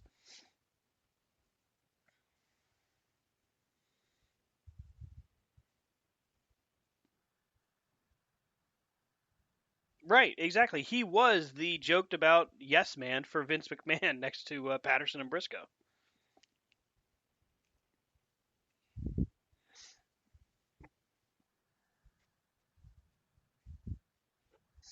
Right, right. I wonder sometimes if Bruce Pritchard was like, "No, you're not putting me on TV. I'm not getting involved in that."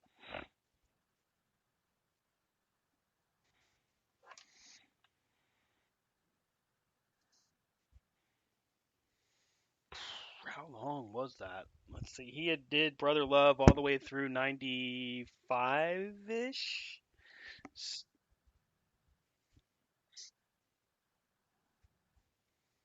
Yep, and he also did the gimmick battle royal at WrestleMania as Brother Love, which is weird because Brother Love never wrestled.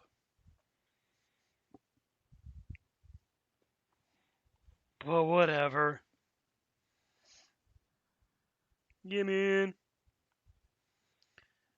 Uh, yeah. I'm trying, man. I'm struggling.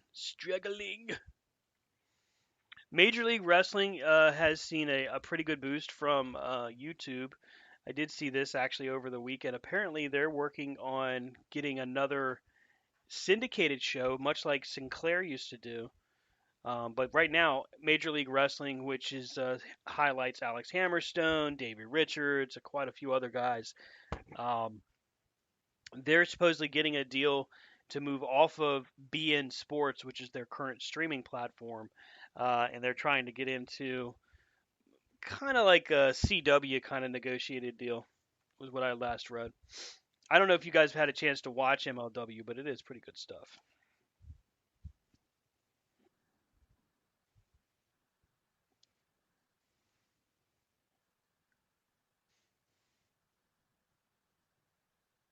Hmm.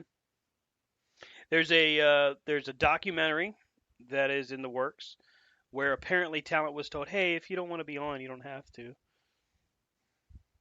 Who would not want to be on?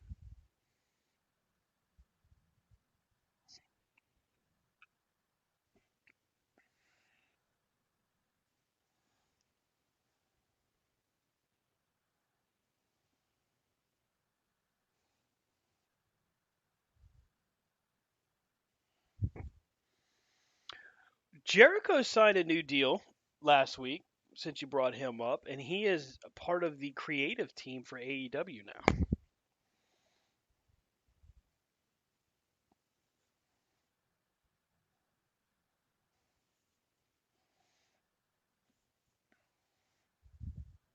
Hmm. Is Jericho in a different situation, you think, if he was to be labeled as a VP, so to speak? He's not at the top of the card. He's not really, the main guy in AEW, but they could go back to him for a short period of time. It seems like he's now more interested in helping get younger talent moved up. So do you think if he actually had that kind of a official role, like a VP role, that would be okay?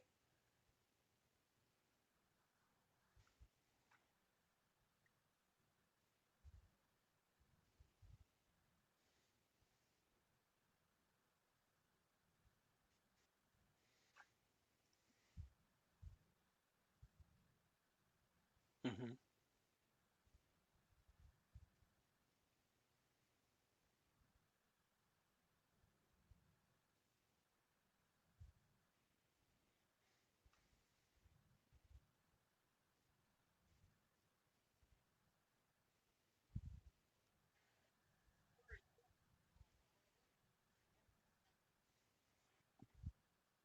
Hmm.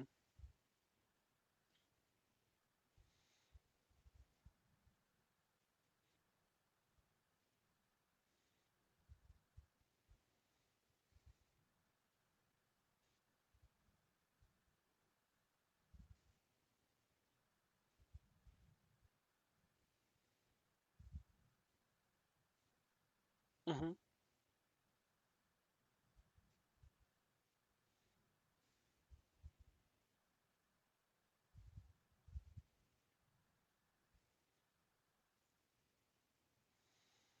Not to mention the fact that it doesn't matter if he's good or bad, doesn't matter if he, is top of the card or opening the show or whatever, the fans will still sing Judas while he walks to the ring, even if they cut it off in the middle of the song or even if they play a different theme. They'll sing Judas before they let him actually wrestle.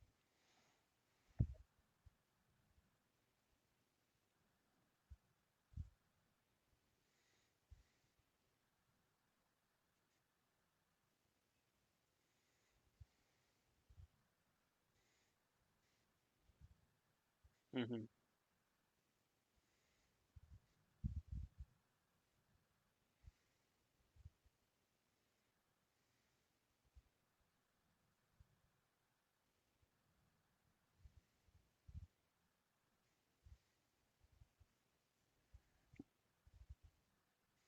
Claudio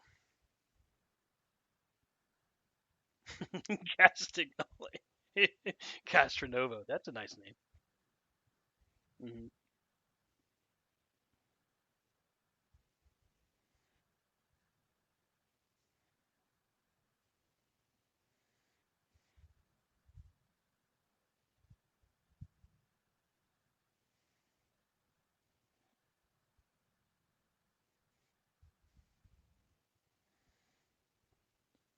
Brian Jericho has had a huge career. I mean, if this is the way he ends it out, putting Ring of Honor on TV, because now that's the other rumor is that they're about to come into a weekly show. And we talked about it last week and the week before about how Jericho's the guy to carry that title in and to put it on somebody that'll help catapult them up. What do you think about his role?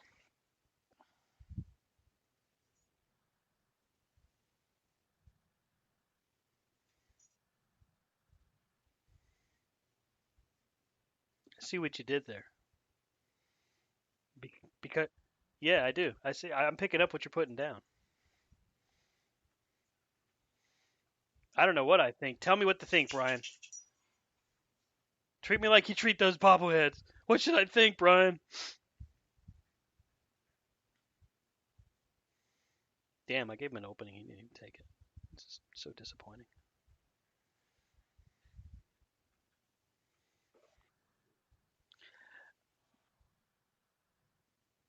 Wait, you want me to what? I can't. I can't make it happen. It's not working. The medicine's not working. Damn it. Jericho's a Jericho's incredibly creative. There is no question that he has reinvented himself more times than a lot of people, and he's responsible for a lot of resurgences, including AEW's opportunity to grow when they did in 19. I don't know that it's a bad idea to have a guy like him. I don't think it's a bad idea to have a guy like him in that role. What I think is that he is different than say the Bucks and Omega because he's done it. He's earned the right to be in that position. Plus, he's not selfish. How many people has Jericho beaten versus lost to in the past 3 years? Jericho's put over just as many, if not more, than he actually beat. So I think he's made for that role. I think if there's a guy you want to trust in the backstage area, it's him.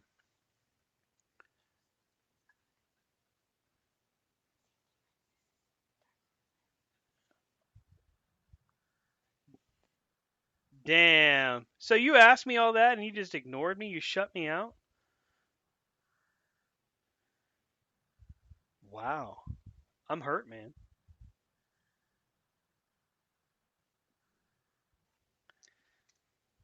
You're saying I was going on and on and on. Is that what you said?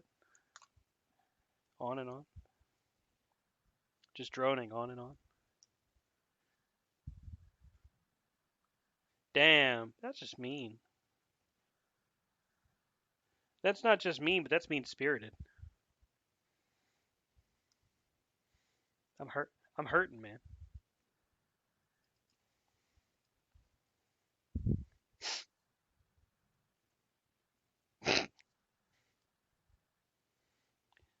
Y'all are just cold. You're cold blooded. I didn't do anything to deserve this bullshit.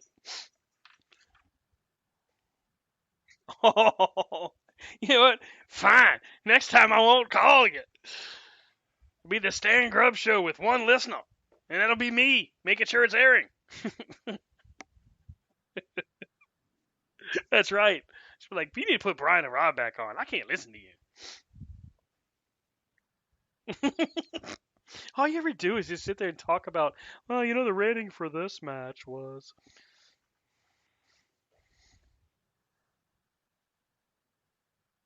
Oh, that's not fair.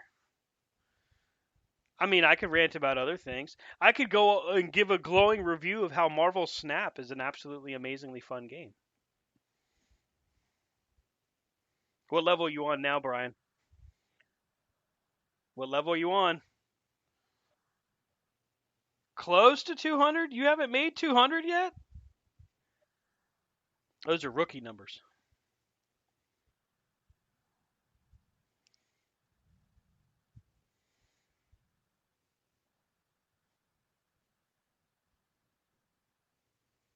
See, I haven't done that yet. I don't know that I want to do that. I mean, well, I take that back. I spent what was it, $3 for the Captain America one. Yeah. Oh yeah, you just got to do the daily missions.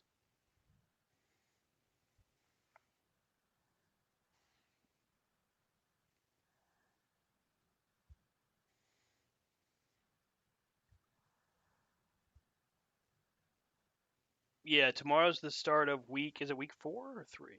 3.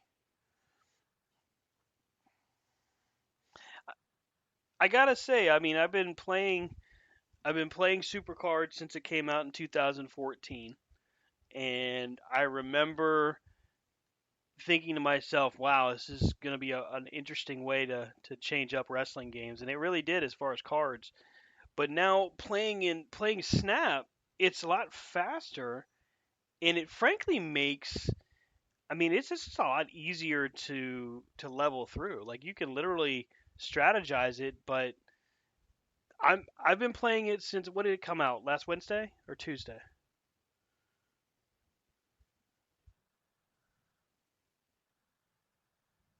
So I'm still I'm still running into new cards that I haven't seen, and I think the card count that I have right now, the level I'm on like 229, but I was looking at what the card count was. I have no idea, but it's quite a few. Yeah, I've what's that? I don't know. I was just literally looking for it just now, and I don't see one. But I'm just sitting here thumbing through, like scrolling through, and it's just there's a lot of cards. Two oh five. Okay, so you're not doing too bad.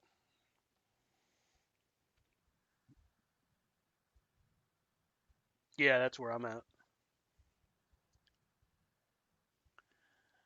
Well, I'll win like two or three, with eight, and then I'll go on a losing streak.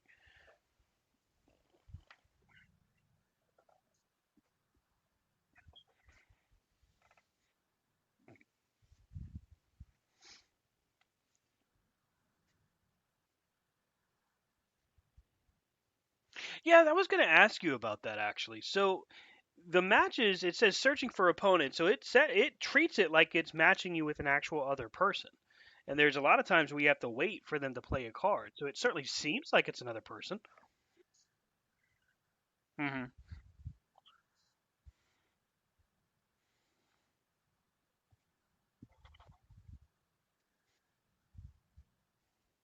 No, no.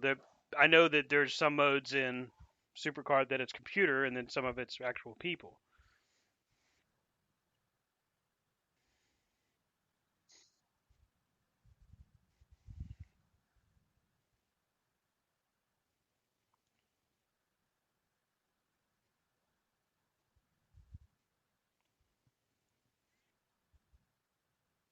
Right.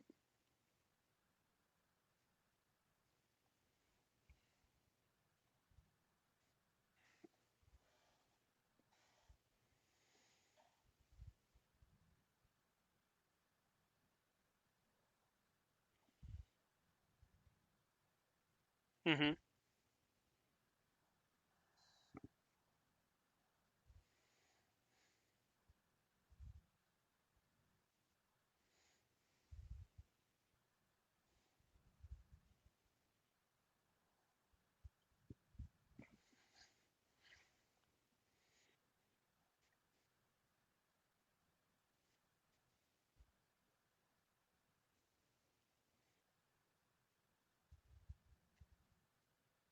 Hmm.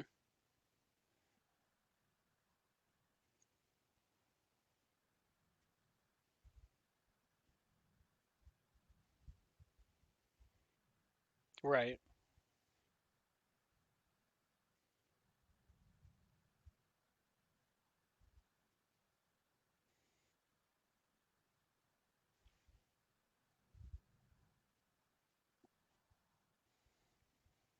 Now, Rob, have you had a chance to download it yet?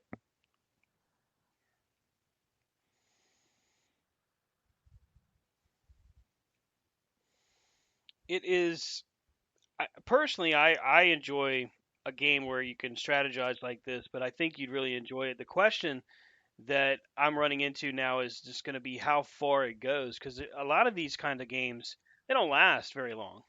Like it was actually an anomaly that Supercard has lasted as long as it has.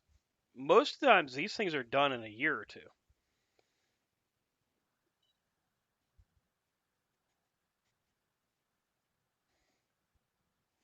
Hmm.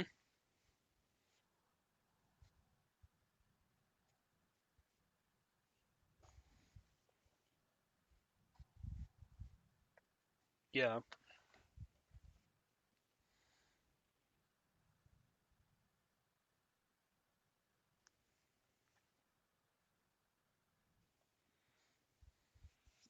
Is that is that what kind of put you out of playing Supercard as much, Brian? Was the fact that you were kind of at a stopgap there?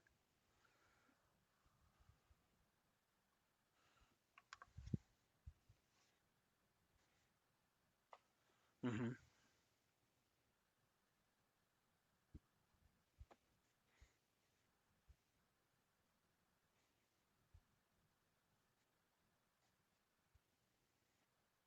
Right.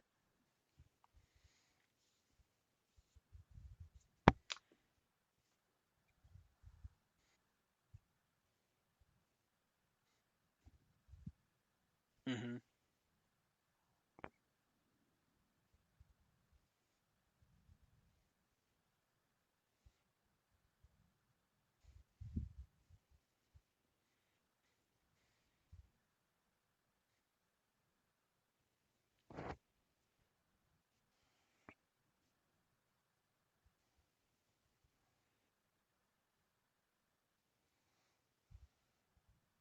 Yeah. Well, and it gets frustrating, especially when you're playing and doing all the things that you would think would be the best way to get you up the ladder, and then you're only going but so far until you just run into these dumb brick walls that don't make sense.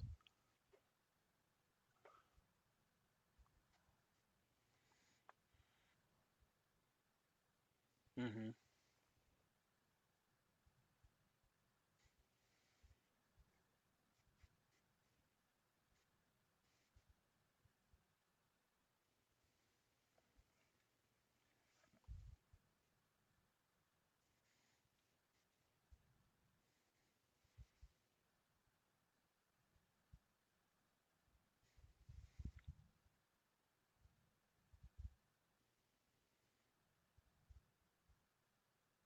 Hmm. So you're officially done with Supercard. Have you deleted it from the phone yet? Nope.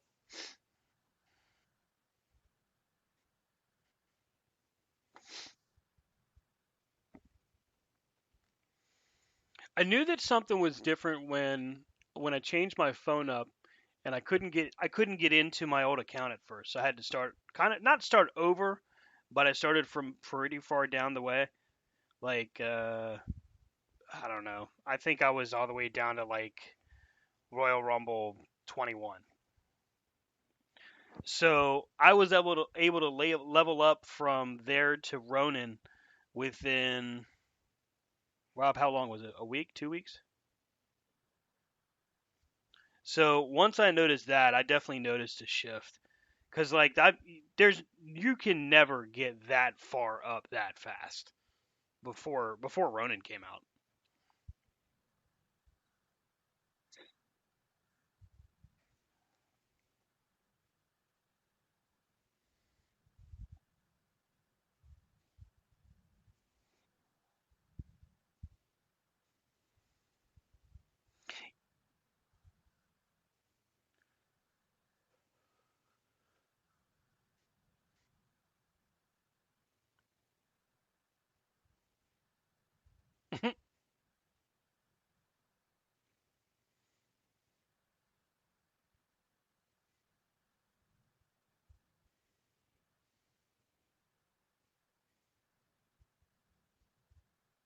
Hmm.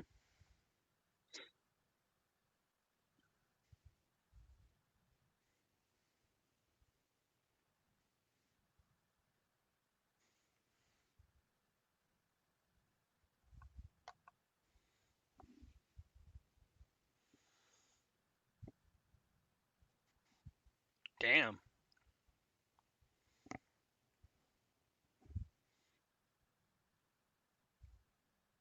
Hmm.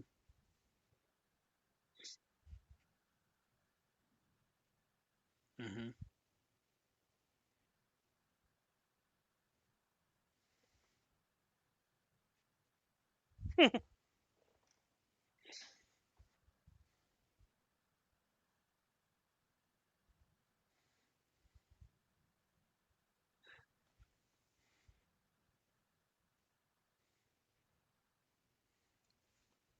Man, that's not cool. I can never get past the third puzzle.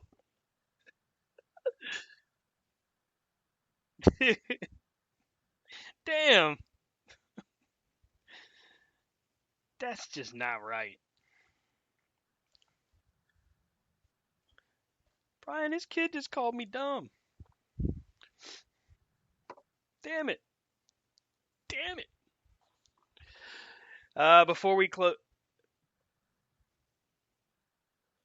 I thought you got the SummerSlam. Let me see if I can pull it up real quick. While I'm doing that, hey, how far have you gotten in Gotham Knights?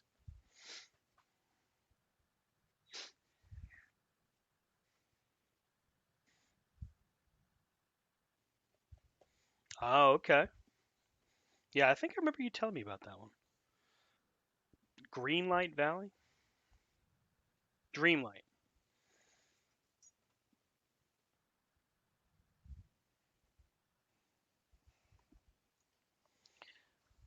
Let's see here.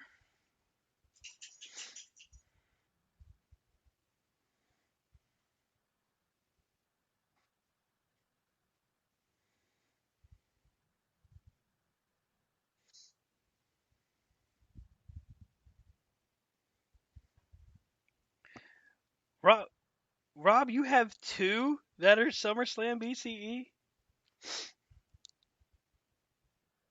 That's cool. Oh, wow. Okay. Yeah, so you got some room to run.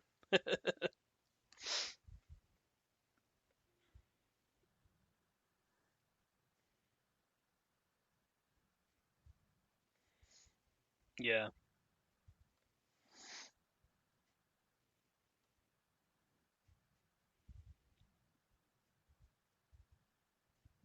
hmm I was having fun with that, leveling up my my one account. I was like, all right, cool, because it was happening fast. So I was like, all right, cool. Go figure. You have fun when you actually excel.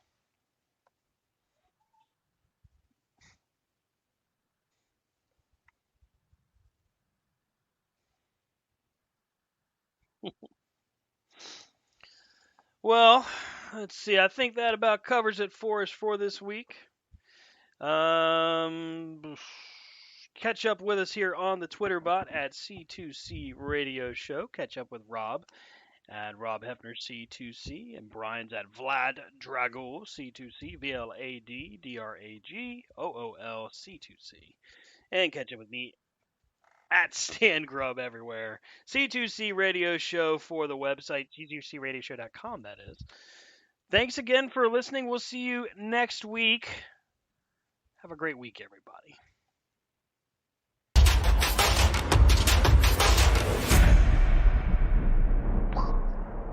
We're live, pal.